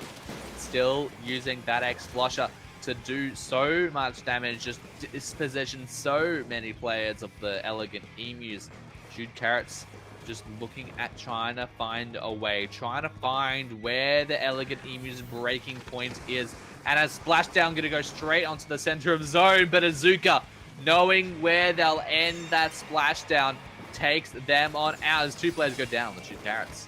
Yeah, getting that T-Wop is good enough, but they kind of wasted a lot of especially to get there, but they get this big there. Just a machine on the line. Cornflower has to stay alive. They're able to get the pick there. And it's just Vapor left alive. Just an expulsion, but he is going to be able to hold a lot of ground solo. Nobody's looking to move up, but Vapor sees that and try to cancel it. He'll kill the Rainmaker once again. This is ready to take her down 2 for 2 once again. Left alive for you. It's just Derp Knight and Cactus. Those are the 2 weapons you want alive. You want that shot still up here. They're going to pop up to that Rainmaker, or they're going to try to rush forward. They're going to try to pick. If you find a trade there, they're going to rush for it now, and they're going to get the lead. They do get the lead. No, they do. They got the lead by a point. Get the lead. All the way down to 18 by 1 point. What a nice job there, but this game is still not over yet. Just like comeback, this game could go by very, very, very fast. And so now we're going to look to see what they're opting to do now. Vapor narrowly getting that machine when they picked up their Rainmaker, just keeping themselves alive. But now, with 30 seconds left on the clock, 2 players down on the Elegant Emus. Can they take back the lead? Azuka, though, watches the edge, clips them through the wall, and that is going to send that Rainmaker on back out of anyone's hands. only 10 seconds left on the clock. They tried to reset it, trying to didn't work. reset it, but they get taken on out. It didn't work. Now they got just to put the Rainmaker, but the Rainmaker alive. It's just Vapor left alive. He's gonna pick it up. He's gonna pick it up. He's still alive. How is he still alive? It's just the pro. Is he gonna get the lead corner of the clutch up? They just hurt, but it gets canceled. And that's the game. Oh boy, you saw someone. How did he live? You saw someone try. They tried to grab the Rainmaker, but they just picked it up and tried to reset it at the same time. But they just picked it up just a few frames before them, and luckily able to take the lead back on into their favor. What an overtime! What I told you, just like Cutback, no lead is safe. It is very easy to rack up points here. Which is why I got a problem with this map mode. It just feels like nothing you do matters. It's worse than Humpback in that regard. But literally, what a game. What a game. I don't understand how Vapor lived. I'm still confused to this very moment. Let's see this replay. Like, I would really like to see how Vapor lived. What a back and forth game. Are you going to come at me now for having this map in? Hey, it's the SIF. It's still horrible, but it was fun to watch. It's not fun to play on. It's fun to watch, though. It's not fun. It's fun to watch. It's not fun to play on. That much I will say. Okay. Okay. What about Wahoo World Zones? Is that fun to watch? Oh, it's actually boring to watch. I'm sorry. that game is it's such a stally map, obviously, and it's so big. It just feels so out of place in this game. It's like, I don't know how to explain it. In Splatoon 2, I didn't mind it. I just thought it was like a neutral map mode. But in this game, with how this game functions and how it works, it's just it's strange. That much for the very least. It isn't horrible.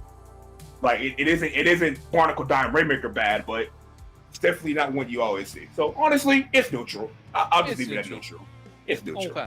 I'll take that. What I'll also take is if this game starts. Thank you. Yeah, give me the good, lovely news out of you, DC. Oh my goodness.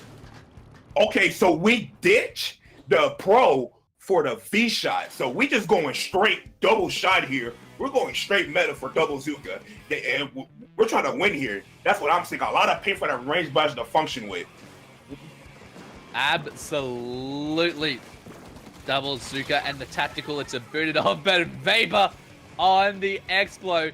Yeah, while you can bring the meta, if you bring splats, that's going to be even better. As Huge Carrots pick up the first possession of the zone. I just want to comment that Two Carrots, each time we see them on stream, we see them like 3-4 times already. Their weapon that they're playing, even though it isn't nowhere near a meta comp, they look comfortable.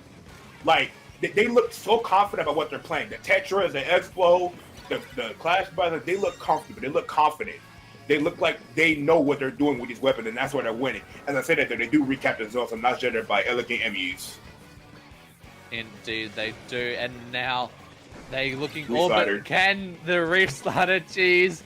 That's going to be something they're going to have to fight on against Nabon here with the shot. Looking at maybe doing something with that Zuka. Can they spot any players? Can they get any picks? Yes, they get it on Tabasco. Can they get the Tetras? Yes, they can. And they managed to hold on to the zone. Got a few points penalties, but that's going to be very easy to clear. The only small penalty there, as all the members are now tactical it up, ready for those quick respawns. Yeah, indeed. They're going to push up really hard here on this left side. Kakase going to fight here on that shot is going to be able to.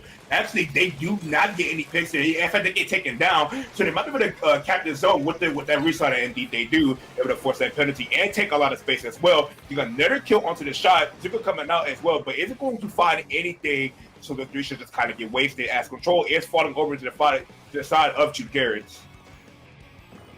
Yes, there are, and Stroke there, just guarding that edge, just dodge rolling to make sure you shall not pass. Vapor then takes on up the guard with their Explosher on the corner of their Cactus, just trying to get their Zuka charged up. There it is, but can they get any picks with it? No, they cannot get that little bit of damage, but the damage is not going to be enough. Vapor also trying to use the Zuka to their advantage, but no picks are coming out of Stroke. on the restarter. Nothing's going to come out of that. Only 3, 2, 1. And that will be game 3 going on in the favor. The game, set, and match for the Chute Carrots. They look at the strongest team, the most coordinated, and the most confident all tournament. You just see it right there, able to go up 3-0 in winners finals, and now they are waiting in grand finals. Indeed. They've set themselves up. They're all waiting to go. They're just going to have to see who will join them from the lower brackets. I'm going to wait a little bit of a moment. But just that match was just Chute Carrots just held onto that zone so well.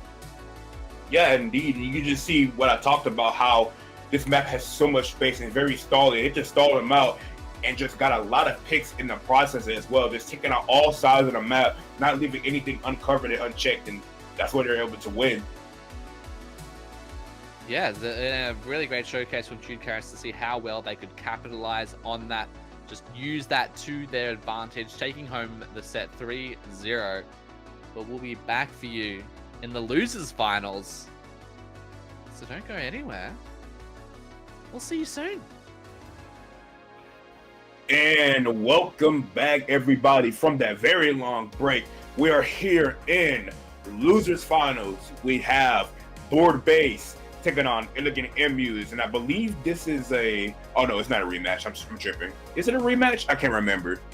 Let me have a look. It is the No, I don't think it is. Board Base is from Group Stage 1. Sorry, and Elegant Emus Group Stage 2. Oh, yes. Okay. Oh, it is a rematch. It is a rematch from the winners semi-final where it went 2-1. Ooh, okay. And I assume that Elegant Emus won. We saw them in winners final, so they get to fight here in a best of 5 situation, and we'll see who comes out on top here. We have starting on a crab leg of Rainmaker. Not expecting much change from the side of Elegant Emus, but let me see what Board Base pulls out here, as the weapon that they usually play might not be the best here. Yeah, like, we Board Base, they've filled up all 5 slots that they could bring out with their weapons here. Like, hey players, you can put in 5 weapons you can play. It's like, yeah, we will fill that, and then Pursue, I've got a feeling they like a particular class of weapons. I don't know about you. Yeah, they kind of do, but they made it this far and played this well with the weapons that they have at their disposal, considering that they brought Elegant Emus all the way to game 3 back in the winter semis. They looking for a redemption here, and maybe Stone could pull out that Nautilus there, and maybe it's a little bit more range. Captain Astro might pull out maybe the bow if they want the more range, but they might go with that Tri-Slosh and the Valor instead. But it's going to be very hard for them, especially considering what Elegant Emus runs themselves, being like access to Zuka and whatnot. That's just more than what they got. 3 players who have the shot Zuka in their back pocket, and it's like, and I'm sure, looking at Cornflower's weapons, I'm sure they've got a pocket Zuka as well there, like that. You have shot, essentially. We could honestly see a quad shot Zuka come out of them. It'd be very unlikely, but it could happen. Yeah, indeed. It's unlikely, but you very much can see it happening. And wouldn't it be a bad idea here, considering how this map is built? They're like a triple shot, automatic win. But we see a Nautilus with a 52 and a shot, and as that come out here, still a good comp. And we do see a little bit of range added to the side with a weapon that I think is not that good, but a very interesting choice to see. I believe those are the... Crap, how do you say those dualies' names? The Dowser Julies? Dowser, right. Dowser, whatever. They're the same thing. Dowser dually. And the reason why you don't see them, and that's why. Well, a wipeout to start off the game is certainly going to allow Elegant Emus to very easily clear on through that first checkpoint and maybe get a few extra more points to their characters. throwing up that suction bomb, hoping to get a few extra splats, but Nub just pushing that Rainmaker even further, getting it all the way down to 26, and with 2 players down on both sides. Maybe they'll be able to get it a little bit further. Yes, they are going to get a few more points on the board, all the way down to 21. But Pershu going and pursuing, making sure there's no members left alive on the snipe over there, just clearing them all away. And they're going to maybe try and let that Rainmaker reset, but you need to pop that shield on first. Yeah, indeed. And just like all the other Rainmaker maps in this tournament, no lead is safe here on a crab leg. This can easily turn around, but by the looks of things, Elegant Emus here is playing a very fantastic game, not letting anybody sneak on through or get close anywhere to mid with that paint control and the use of the specials and their kill power. Cooler coming out there as well is going to help them sustain a little bit more control. Cornflower unfortunately going down, but that's okay, that she will be coming back very quick with that Cooler. And the 52 is doing a lot of work, but getting pressure back and speak by that crab tank and that V bucket that is moving up and taking a lot of space will probably end up going down and all as they do. But they are going to rush the right side and hopefully get to that checkpoint. But I think no, they would not stop them at all and break the check, and now they have a big chance to get some points on the board. Possibly, but with only Captain Astra on the Tri-Slosher left alive, that certainly is going to be the end of that push there, as they're trying to hope to get a few extra picks there, just dancing along the great spot with people eyeing them off. But maybe they'll be able to get 2 splats instead of getting taken out themselves, as well as get that tactical or ready to get on popped on out. Nub, one of the only players left alive, they get taken out by a combination of the Gal and the Killer Whale now, as Stone pulls out the Tri-Strikes, looking to give that bit of extra coverage there as they look at pushing that Rainmaker even further. Nub on the Gal. Oh, the shot is the only one left on the triple of the Zuka! Zuka triple! Oh no, I was like, oh, they're about to pull lead, but the Zuka comes out and just snuffs all hope. And Cornflower, if they get that pick, is going to find another one on the Thousands before trading that back. And oh, that was their chance, DJ. But Zuka doing what Zuka does best, crushing dreams, ruining lives, and just making the game a pain to play. Oh, indeed. It is, you know, we see these moments where Zuka, like you see, why people say, why does Zuka have such a quick startup? Like, for moments like that when you get the triple and just deliver it on out. Stone opting now to back on out, get that tactical buff to them as well. They had the Tri-Strikes at the ready, throw them on out, which is going to give a bit of dismission and going to take on Derp Knight, pinch over that, and Pershu going to trade over with Nub.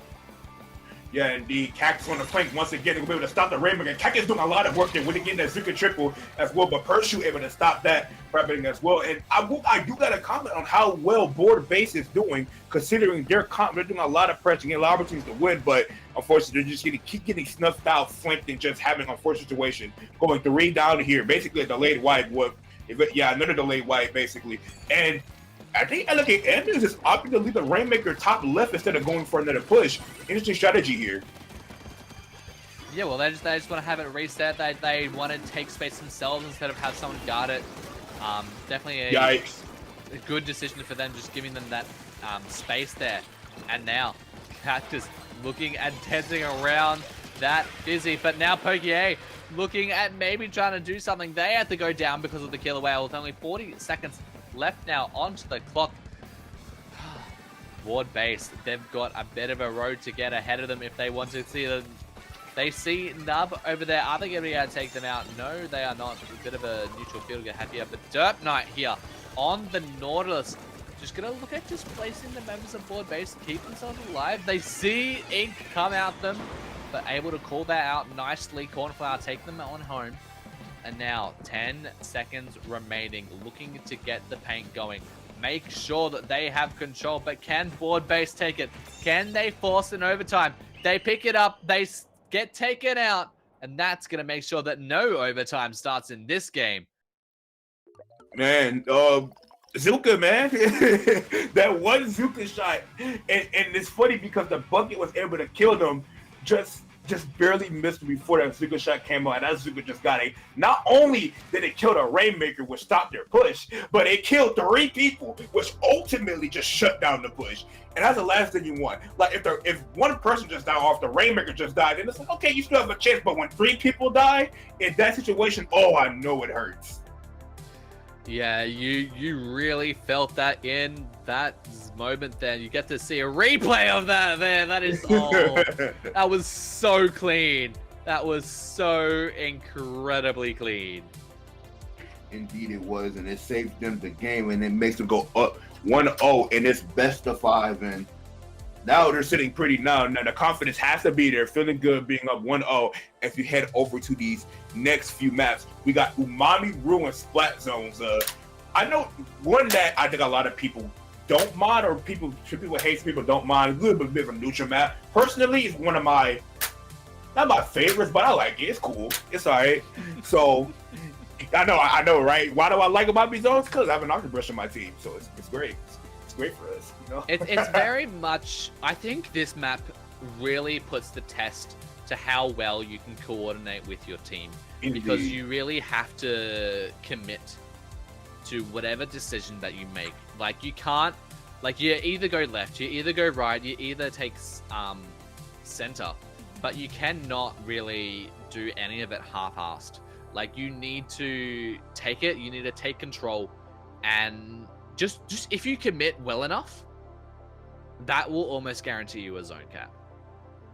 Indeed. That is indeed true. It's also about taking fights at the same time, like you said, about committing. They got to commit to a lot of options. It's about also knowing when it's time for that push-up, you want to push their spawn, when it's time to hold it back and just hold space. It's about all that timing as well. It also depends on how good your team is and how good you are coordinated as well to do all that. But we are jumping right into it as we see the comps come out here soon, DJ. Indeed, here we are. Umami Ruins Splat Zones. Not gonna go the double shot over in the corner of the Elegant Emus and in board base. They are gonna bring back the Dowser Julies, but they are gonna bring on in the machine. In fact, the Dowser Julies is gonna be the longest range that they have in their arsenal. Indeed, interesting, especially when hard to fight against a Gnar. Also got to mention how they put out double Zuka with the Machine Neo and that V-Shot as well. So, going to fight Zuka with Zuka, I guess. We'll see how it works for them there. But 2 end up going down for the side of board base. So, we're going to see controllers from over right to the side of Elegant Emus. As they do hold a lot of space with that Nautilus. That shot is going to get taken down, losing to Zuka. There goes the Dowser Julius as well. And we're going to see a lot of points going to be put on the board for the side of Elegant Emus. Yes, and you know, with the game already under the belt, that's definitely looking good for them. As Cactus looks at charging up that Tri-Sugar with only 2 players left alive on their side, they're going to want to back on up, keep their special alive, maybe take out a few members to make sure they don't cap the zone, but that is not going to happen as board base sends one zone into neutral, then takes the other, giving a 39-point penalty. Yeah, and the huge penalty area right there. They're going to look for that push-up a little bit. Able to take out that Nautilus, also a huge pick as well. They're going to get some points on the board here, depending on the ground. But no one's near that special a little bit. Cat is just going to go ahead and run it in and get a pick there. Able to chip the machine on the left. It's going to look at it and start over to the right. Is able to find that as well. Cat is popping off on that shot. Able to get, I believe, a triple there. And without even popping any specials, DJ, they just reforce Cap on the zone. Indeed, it's very, very strong push coming out from them there. Captain Astro over on the sniper with the Fizzy Bomb spam, trying to just really push out the members of Elegant Emus. Board base now, they're looking at getting a moment. They're looking at trying to push on through, using the Killer Whale to as much of its advantage as possible with 2 players only pushing. I don't know how much use they're going to get out of it, as Pokier looks at pushing on the zone as well. It just looks like they're going in one by one and staggering. They're not going in as a group right now. Now they're finally getting some footing as they're able to take out 3 people with the help of Trizuka's galore there, and they're able to force the Rican Brazil and apply a penalty of 48. And look at the slowly push up there. Look at the Dowser doing using that range to their advantage. Mind you, Dowser has more range than Squeezer for some reason. I don't know why they thought that was a good idea. But we see the Zuka come out again and take down 2. These Zuka shots are just brutal. Brutal and cruel. As they go and take it out, the zone gets on into neutral territory now. But can the Elegant Emus cap it? They send a Booyah Bomb straight onto the middle of the plat, and Dirt Knight, using the Nautilus, is going to push away that member Gonna send away Captain Astro. Gonna send away the Dazzling Julies as well. And that is gonna allow them to take over control. Maybe look at furthering their lead. Yeah, we see them the shot dropped on the right side. Not what they want us to do there. I see Douglas coming out here, but not gonna get any value because the teams are dead. 3 down, just Dazzling left alive. And this is the opportunity I was talking about before the game. This is the chance for them to push their spawn if they really want to. But I think that Elegant Emmy is taking the slow approach. Actually, I'm lying. They do push it into that spawn, and then these Zukas are coming out, and they're not going to get any value because nobody's playing off the tree. The Charlie is going to try to push in, but it's not going to be enough. And I think Elegant Emus has his game locked up, DJ.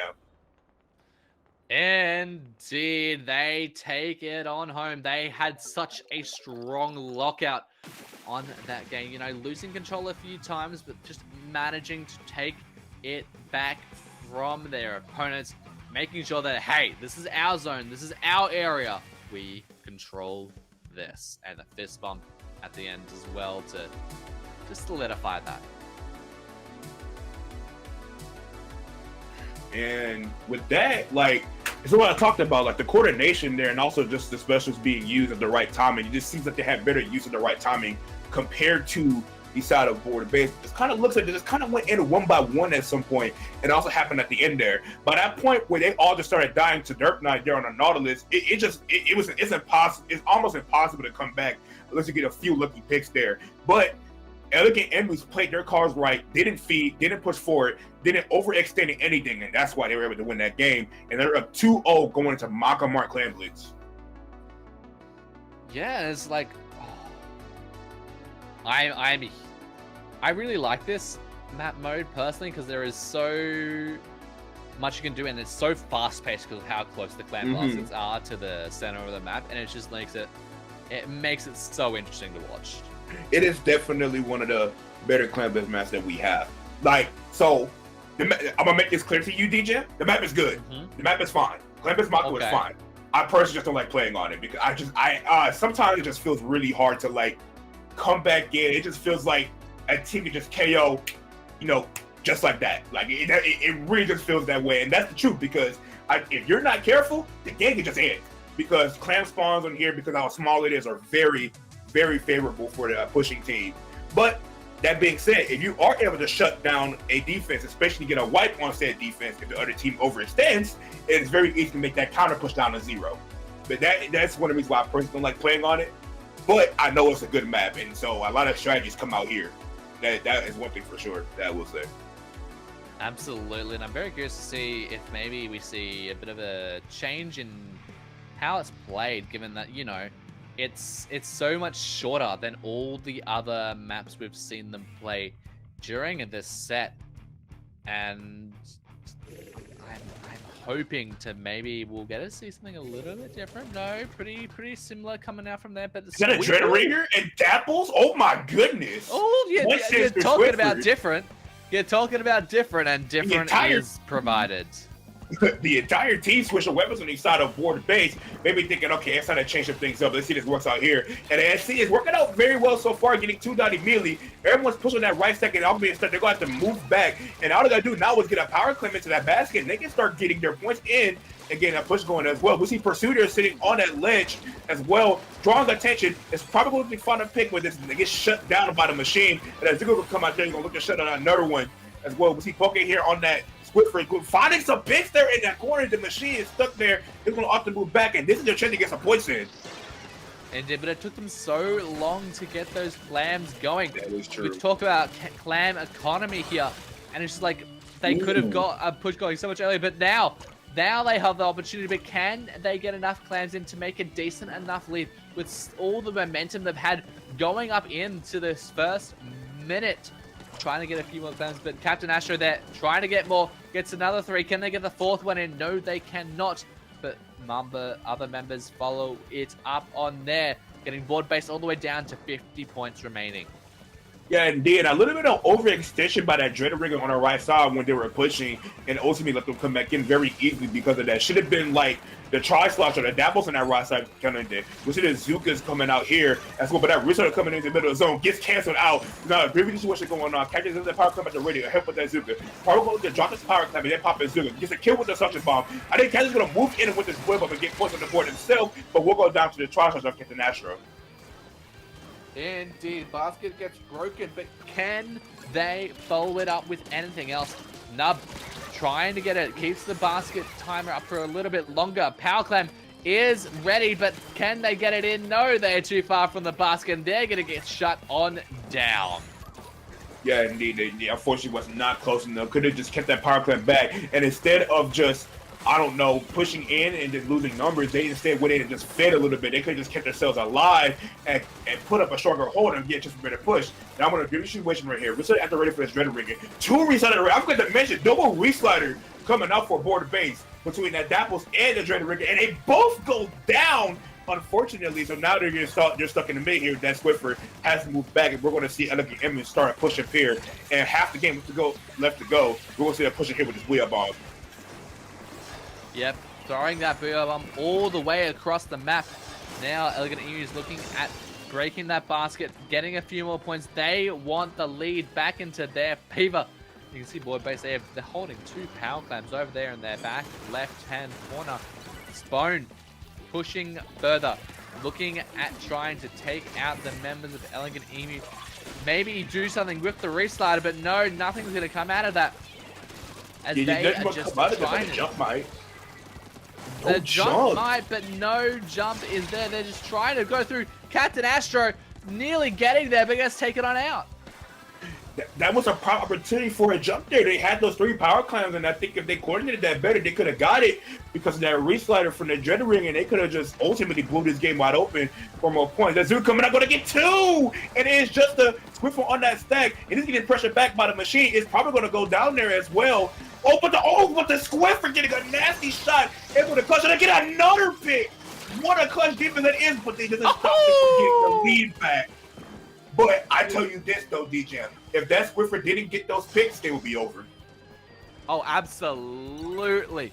Just being able to keep themselves alive, take out their opponents is just what they needed to do right there. Stone now has the restarter. Nothing's going to come out of that, but they're going to be able to get that power clam on in, get two of them in, set it to 0 points difference, and Pursue over on the other side is going to be able to get one clam on in before, they jump on out, but that is going to be enough for them to take home the lead. That was a very good play as well. I was talking about what the jump, and they could have did that earlier too. But that was a very smart jump out there by pursuing the Dapples. But we see this especially coming out here, coming to Zuka shots, coming to Rasta by Kagan. This is fine anything at all, but Mako Show is in their favor. Look at the push over now on that left side. They're going to score it in, but the machine does go down. But they're going to pull lead back very easily here. But because back at snowball, but they do find picks here. Can Kagan find a pick here on the Dreadringer? Yes, he is. And they're going to find on the right side. He's whip on the left side, top side. And only two more clubs at the end of this game. They're able to find that pick, and they're going to go ahead and end the game. One more club in that basket, and they end it. Elegant Emus able to get a 3-0 sweep this time around in the rematch, and they are heading to grand finals. Just getting every single bit of those clams in, just making use of all of the movement, all of the economy, and just making sure that, yes, we will take this from you. We want the spot in the grand finals. And man, what a amazing set that was. Well played by Elegant Emus, never losing their cool no matter what happened during those games, able to stay in control of themselves and formulate another push enough to go ahead and push it and take the lead back here on this very snowballing map, and they use their snowballs to their advantage. Able to get those clams in at those moments right there was very crucial for their victory here, and I think that's what set the pace for them to win. Yeah, absolutely. Such a great showcase from, both those teams, but Elegant Emus just had the aggression, just had the clams, just had enough to take home that game. Indeed, indeed. But we will be going to grand finals now. We will see Chewed Carrots going up against Elegant Emus in a rematch of that winners finals. Indeed. So don't go anywhere. The grand finals of the Creator Clash is just right around the corner. Hello everyone and welcome on back to the grand finals of the Creator Clash Royale. Here we are, the Elegant Emus against the Chewed Carrots. I am DJM and I'm joined with Stormy. You're ready for this? Yes, indeed. We have a best of 5 coming your way. Rematch of that winners finals as we start on the horrible Barnacle Dime Rainmaker. Oh my God! Why did you do this? No. We can't say it. You saw how amazing, how spectacular that last game we saw here was. You cannot tell me it's terrible now. Oh my God, it's horrible to play on. I'm telling you, it's fun to watch, but horrible to play. I'm telling you. But you're not playing. You're the watcher. You know what? You're right. So you know what? I'm thoroughly enjoying this. So you know what? You got a point there. Anyways, this is going to be a run back from literally the winners finals, straight up. So last time we saw this, Chewed Carrots took the lead at the very last minute somehow. So we're going to see if Elegant Emus can come back out here, make an adjustment, and hopefully steal it from them this time. Yeah, and we'll have to see what they decide to bring on out. I'm very curious to see as we're going to go right now. It's time to start the grand finals. Game number 1. Rainmaker, Barnacle Dime. Indeed, we are getting right into it here. And I expect to see these same comps come out for the side of, okay, here we go. Oh, Lord. Okay, that was a very long loading screen. Hopefully nobody disconnected. We need to see 4 players. We see the double shot come out for the side of Elegant Emus and nobody disconnected. And we see the same comp as always from the side of Chewed Carrots. But that double Zuka can do a lot of damage, but they ran that last time, and then Chewed Carrots didn't seem to care about that and still end up winning. But we're going to see how much of an effect it will play on Rainmaker. Indeed, and while getting that first pick, Elegant Emus just getting that first control. And we're seeing that Baby here does have that splashdown at the ready. We've seen how well they can use that. Trizuka is also going to come out and get that splat onto Vasco. Can they find any more picks there? No, they can't. But another triple Ink Strike is going to come on down. Elegant Emus, though, is still going to hold on to that Rainmaker. Jakora, though, on the back foot of the Rainmaker. Not going to stop them. They're going to get stopped just shy of the checkpoint. Yeah, indeed. But they're going to be able to repump and get and go ahead and get that checkpoint now. So Elegant Emus coming out swinging here, getting a lot of space there. Strike able to pop that reslide. It will be 3 down for the side of Chewed Carrots, and there's going to be their turn to be the Rainmaker and run to their side of the map and hopefully get this checkpoint. Absolutely. Now, holding that Rainmaker, can they get through that? Can they clear the checkpoint? Can they get on through? No, they cannot. With 2 lots of shooters aiming straight at that pedestal.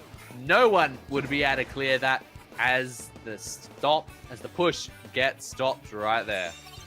Yeah, that Russo able to come out there, but not able to do much at all. But it does buy time for Chewed Carrots to come back into mid and hopefully prevent them from getting close on the board. The Inkster coming here is going to be massive here for the Chewed Carrots for Elegant Emus. And now they have 2 Zukas at the ready. Hopefully they don't pop them both at the same time. You want to pop those in a chain fashion. Pop one, then pop the other. First one comes out, but both of them go down, and Vasco able to get 3 there, I believe, with the help of Vapor, and they're going to spot the Rainmaker, pick it up and move it, and they're going to try to break this checkpoint. What an amazing play there. Break the check. Can they get it here? Yes, they can. But Chewed Carrots, they're going to need to ground that Rainmaker and get it a little bit further if they want to take the lead. And yes, they can do that, but they're going to get taken out just shy after that. 2 players down on their side. Another player gets taken on out. Elegant Emus now is going to look at taking space, look at taking home mid. See the North is going to go and pop on that Rainmaker, break the bubble, look at maybe try to get that reset as they have the Inkstorm at the ready. Yeah, Kulu coming out here also going to help these other Elegant Emus push up aggressively. And they're still popping out these Zukas, but it feels like they're just popping Zuka, but getting no Vi out of it. You can see it going out there, 2 go down on the side of Elegant Emus. It's going to be 3 down now, and it's just a knowledge a lot. You're going to back up, but they're actually able to get the pick there. and they have Ingstrom at the ready. They also help stall out their push. Actually, the Nautilus does indeed go down, but Cactus here able to take it out here. But he has Zuka at the ready, able to look to stop that push. But True Care is still in control and have the lead. That Zuka isn't going to get any value alone, especially when nobody's pushing up with that pressure. They are able to push him out there as well.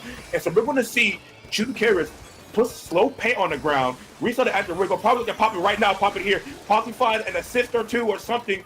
It didn't find anything there yet, but it did create a lot of space and a lot of ground for them to move.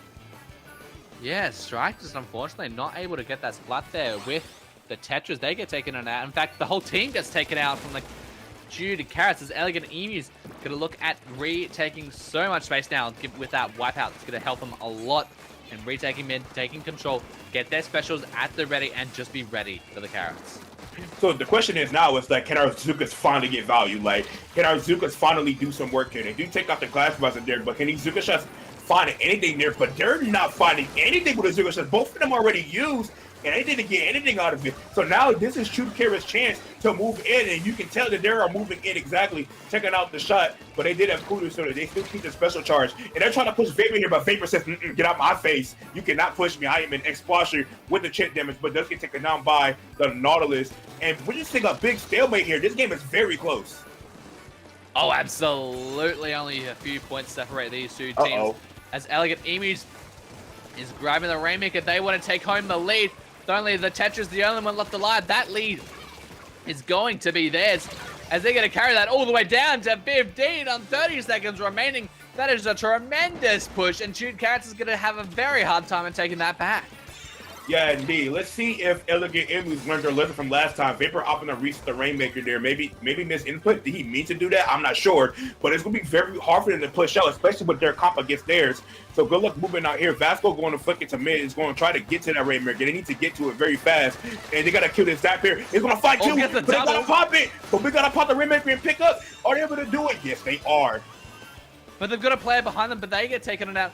Can they take the lead? We saw such a close time last time, but this time there's a player waiting and ready for them, making sure that no, we're not having that happen again. As the Emus get game number 1. Indeed, such different from last time. It was very stalemated there, but I think True Care has got a little bit over this there. They got to realize that they're not running a cooler with their comp. They want to sit back and keep people alive and shark and just hold ground, but they just took a lot of very inconsiderate fights, and that's what cost them the game there. But still very close for game 1. Absolutely. And a great way for them to start off their position here in the grand finals. We're going to see a few bit of these awesome replays that you get to see here. But, you know, so close, many, so quite a few wipeouts as well. I'm very happy. It's very interesting to see how many wipeouts have been happening today. Like, not always you see this many wipeouts happen on stream, but it's been so consistent today.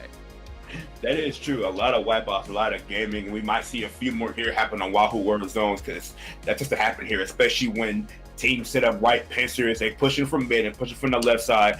And so we'll see how that affects it here. True Care is looking to come back and hopefully have a shot there. But only time will tell if that's going to happen. These guys are giving me a heart attack with how long these flyovers are going to be. They need to let my heart rest, please. I need something in my system, and what they can deliver to me is a nice game 2 on Wahoo World Zones.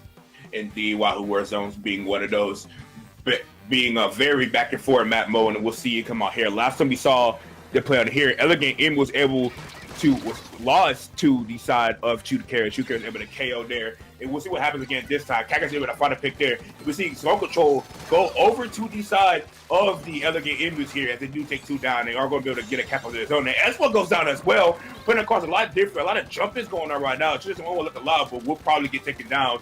Now Strike opting to move backwards and keep himself alive, but does get taken down. And we got a Zuka at the ready. Indeed, the True Carrots now, they've been pushed back so far as Elegant Emus just holding such a strong lockout phase at the moment. Nub pulls out the Zuka. Are they going to be able to get any picks that? No, they're not. But Nub gets pincered right there. Another player goes down instead. And Chewed Carrots, now the Explo's the only one left alive. They're going to provide some jumps though. And Strike wants to go onto the zone. But if they want to do the restarted cheese, they need to get their special charged up and get a position to even go towards the zone. There it is. Oh no, the reslider didn't make it. But we're gonna have the Inkster come out here, but the Tetris do go down. People being forced up to that left side and spin people down. But they got to pin over the zone, but the chumps are gonna help them recap the zone. But the Expo once again still the last one alive. So we're gonna see control go back over to the Elegant Emus as the shot does go down. So this is just the push in still. Cornflower being very aggressive here. Going to push in front of the Expo, but will probably get punished for it. And a wipeout, as we talked about earlier on Suze. A punishment, you know, nothing is more punishing than a whole wipeout, but they do have those tactical respawns to get them back in a lot quicker than you normally would. As Chewed Carrots trying to set them up for their own defensive position here. Cornflower now going on the flank, but they have been spotted. Can they do anything? No, they cannot. Vasco on the Clash Blaster is going to spy them around that corner and going to take them on out. Can Vasco, though, stop any form of movement heading towards the zone? They're watching that corner, making sure no one can approach them. We want this Clash Blaster to get some off angles here. You want the Clash Blaster giving Chip over to the side as they try to move in. You want him in a spot to where he can hit them, but they can't. To where he can hit them, but they can hit each other. As we see it come out here, especially go everything pick out there. Two bitches what's going on right now. The Zuka has to get some fire, but Vasco moving in like I talked about, able to find 2 picks there, but it's just Vipper left alive, and the Instant going to help paint over the zone. Packet's going to try to recap alone, and they're able to, and all the jumps coming out here, they're all going to get camped. Are they? Yes, they are. They spot and they called it out. And now Elegant Emus, they return the penalty that Chewed Carrots gave to them just a moment before, giving a 64-point penalty, but the restarter, it does not have enough explosion to insta-cap this zone, as Elegant Emus is going to continue on holding and continue to shoot through their penalty. Yeah, that's the good shots coming out, going to do a lot of damage. We see it take a fake there, getting the Expo and the Tri-Slasher. Vasco left alive alone. Climbers can't do much on the silver. It's just the Tetris, and they also go down, and this might be the game here, D-Jam.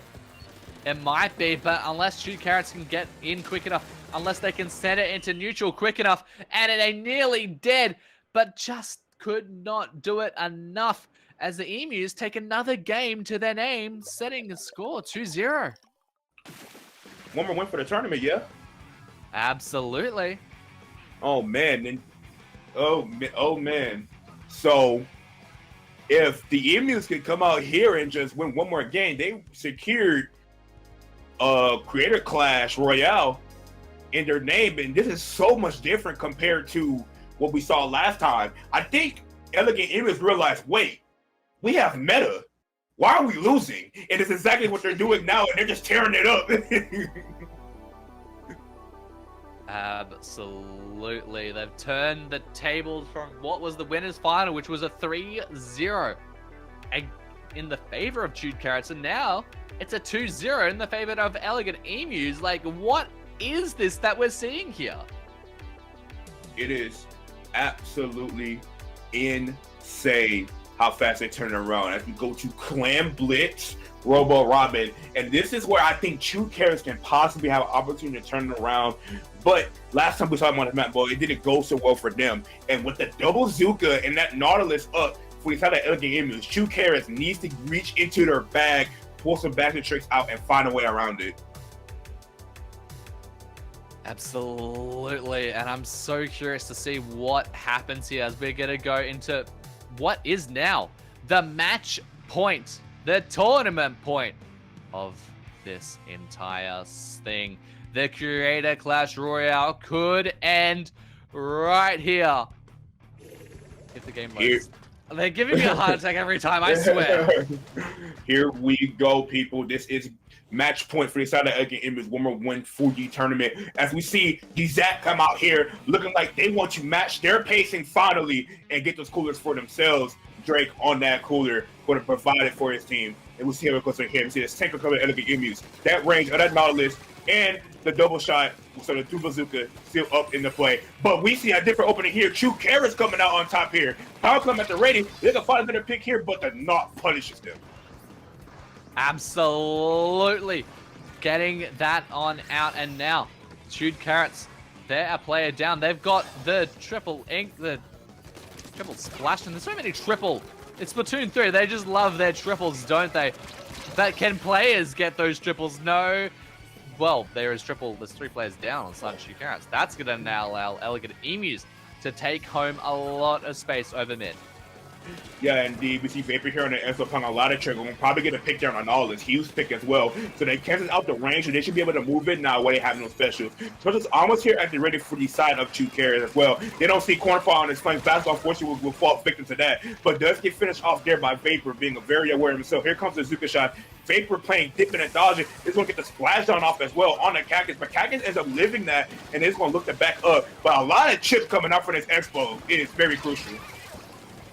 A lot of chip, but you cannot do much in the face of a shot as a wipeout occurs against the Chewed Carrots. Elegant Emus now, they have the opportunity to get a push going.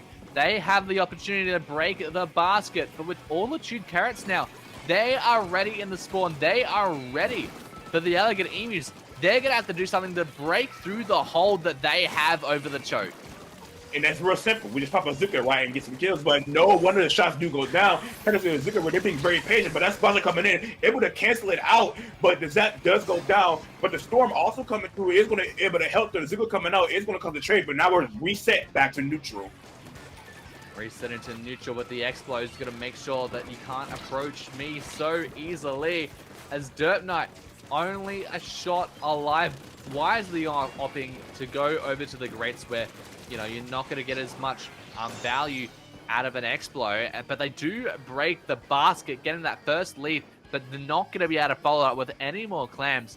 That's going to give Chewed Carrots that first on Pity Clam, but it is going to make sure we don't get that 3-minute extra overtime.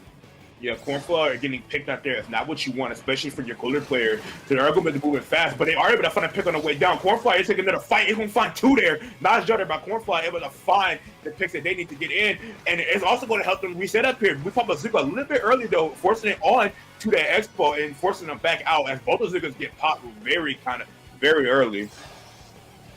Yeah, just pop it early. Make sure you can recharge it quickly when you get ready for the push. But now Elegant Emus, they've got mid painted into their favor, but you know, when you've got that Explo just eyeing you off from that corner while you might look like you have the paint, and as that flank comes on out, taking home 3 players and making that a soft wipe there. Strike pops on the basket, and then they get another 2 clams, just another 2 standard clams into the basket, but that's going to be enough to give the Chewed Carrots the lead.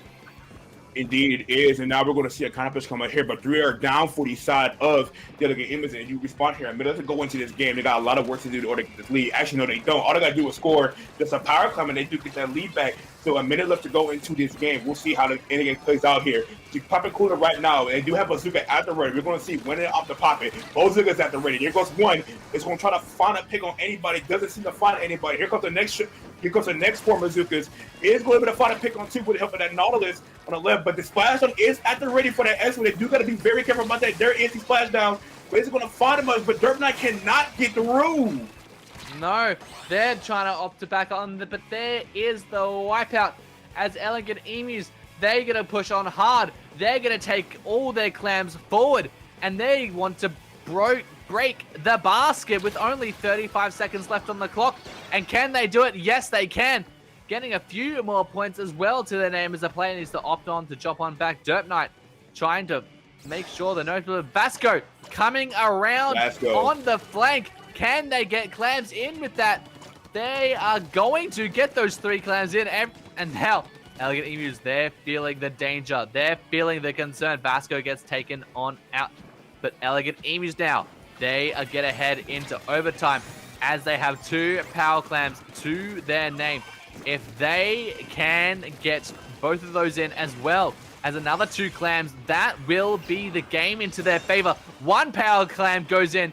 Can they get anything else? Cactus is the only one left alive.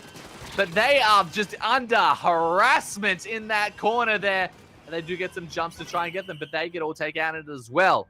As Chewed Carrots will finally take a game off this set. And they do get that first game down, and Now we are in a 2-1 set of 2 carrots.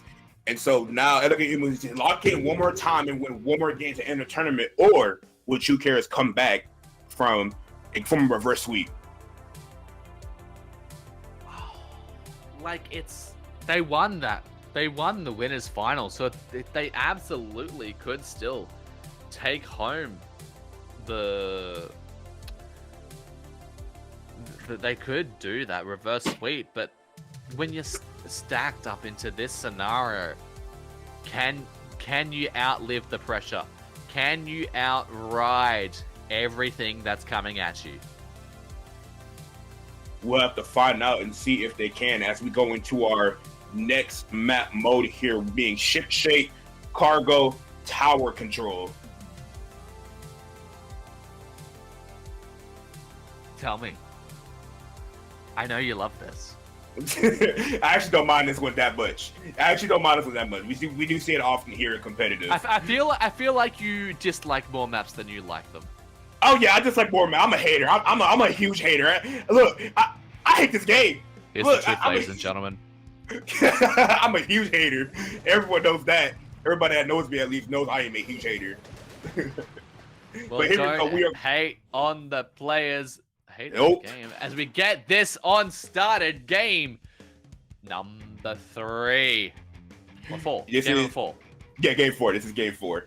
As we are heading in here very fast, and this is pretty much match point again for the other game. We see this side come out there. We see strike push over the left side, but 2 go down for the side of 2 carrots. Now the X will have to move back, but it's forcing pressure onto that Nautilus. It's going to be forced to move back. You still have the splash one at the ready. Going to pop it right now, looking to find some picks. Doesn't find anybody. It's still applying a lot of chip and a lot of control in their favor.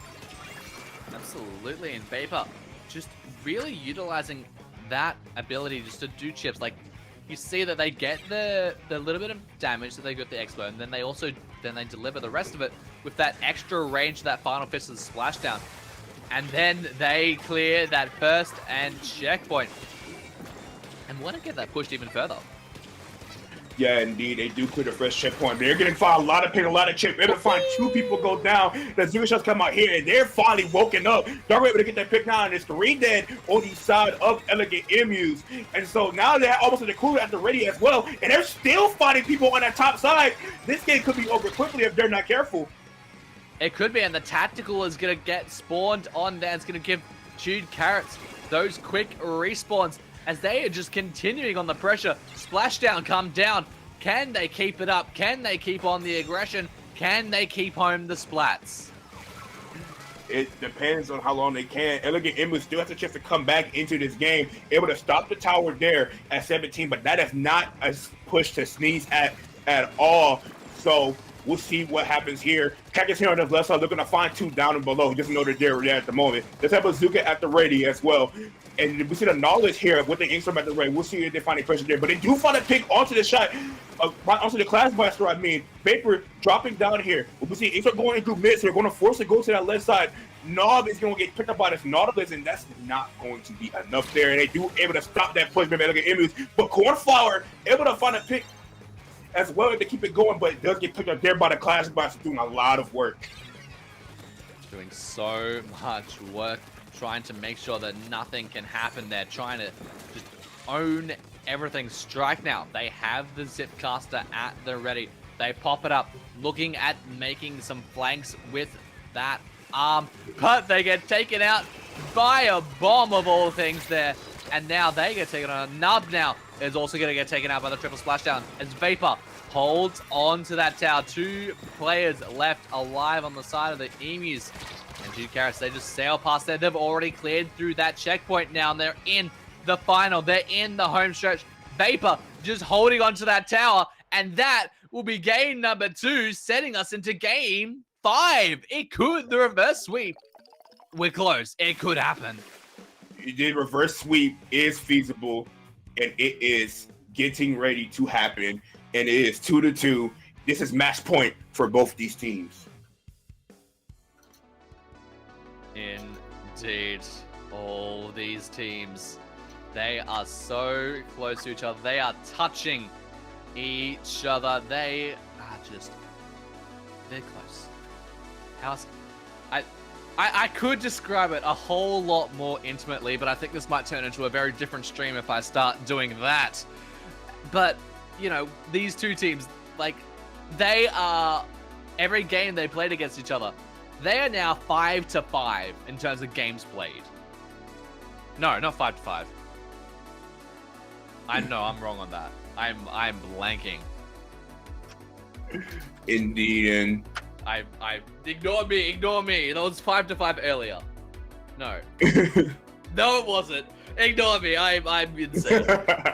Nah, you're good. But we'll be going to game 5 here. This is indeed match point, and we will see how these teams stack up here on Humpback Pump Track Rainmaker. What? If we don't see a Tri-Slosher come out here, I'm gonna be disappointed. Of course we're going to see a Tri-Slosher come out here. There's no way we don't. There's no way we don't see a Tri-Slosher come out here. I'm very confident that we will see a Tri-Slosher come out here. And the survey says...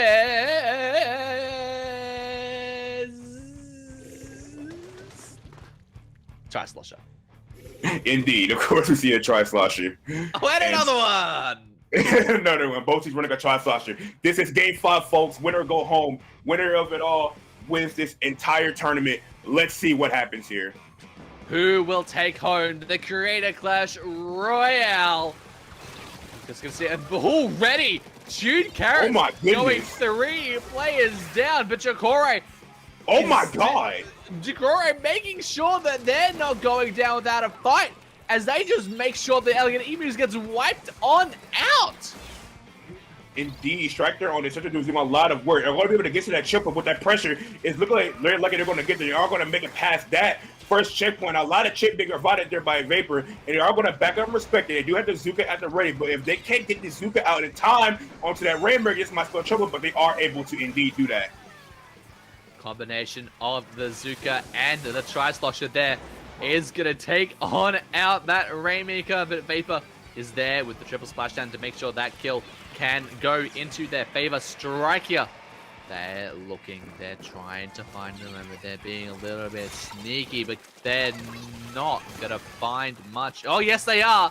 They are gonna find value out of that, taking home the Nautilus. Can they find, though? Can they get the lob shots as well? Nub on the Tri-Slosher, looking at just pushing forward. They have the tactical up. They're already going to instantly pop that. Give all those respawns. Give all that movement available to their team, as they're going to look at making that Rainmaker go further. Maybe look at getting that first check on. But Jakore pushing on hard towards that Rainmaker, making sure that they do not go any further. And a tactical is going to come on out. Yeah, indeed. They push him here in this last set, but 2 people go down, unfortunately. 3 now, and now this is a chance for Elegant Emus to get a push going, but not if Darkroar gets a pick here. No, he does not. The chance for them to go towards that checkpoint and get it ready. But they do have the Inkstrom up and a Zuka up very soon, as well as Akuda, but Akuda does get taken down, and that's not what you want to see there. As they're up on the left side, Vasco on that Clash Brothers looking to apply a lot of pressure. 2 people go down. Now the 2 situations going here. Another person goes down. Darkroar on his Rainmaker. Can he get the pick on it? He's almost got it, but he does get taken down. But they're just stalling a lot of time there. But people are going down to the Rainmaker blast. 2 people left to go, and only half the game left to go left. There is a lot of chances for opportunity for Elegant Emus to win. Absolutely, and Elegant Emus, they're taking space. They're just pushing up forward. They've cleared through the first checkpoint, but they still don't have the lead. But getting that first checkpoint certainly is going to help them possibly later in the game and taking back the lead. Yes, indeed, it is. And Restarter does come out, but is it going to be close enough? But it does not do enough here. Vapor still left alive on his end. We're going to try to Zuka again. Boyson getting like a late while I jump in here is going to get punished as well. This is a chance for the Elegant Emus. They do have Inkstrom at the ready, but no Zuka, but they do have that Booyah Bomb. They're going to throw it out here. Darker running to the right. It's going to be picked up by the Rainmaker. The Booyah Bomb being thrown here. Here comes the Ray. They are able to get the lead, but is it going to add more points onto the board? The Rainmaker, the Expo does go down. There's a flank behind, but last Rainmaker alive. For the side of True Carrot is alive when it touches on that right side. They have to pop that Rainmaker in order to get more points, but they're denying it. They're denying it indeed. You cannot do it, but they pick it up, get a few more points. Goes all the way down to 27. Can they keep up the pressure? Jude Carrots They pop open that thing, but then they get taken on out. They got that tactical respawn.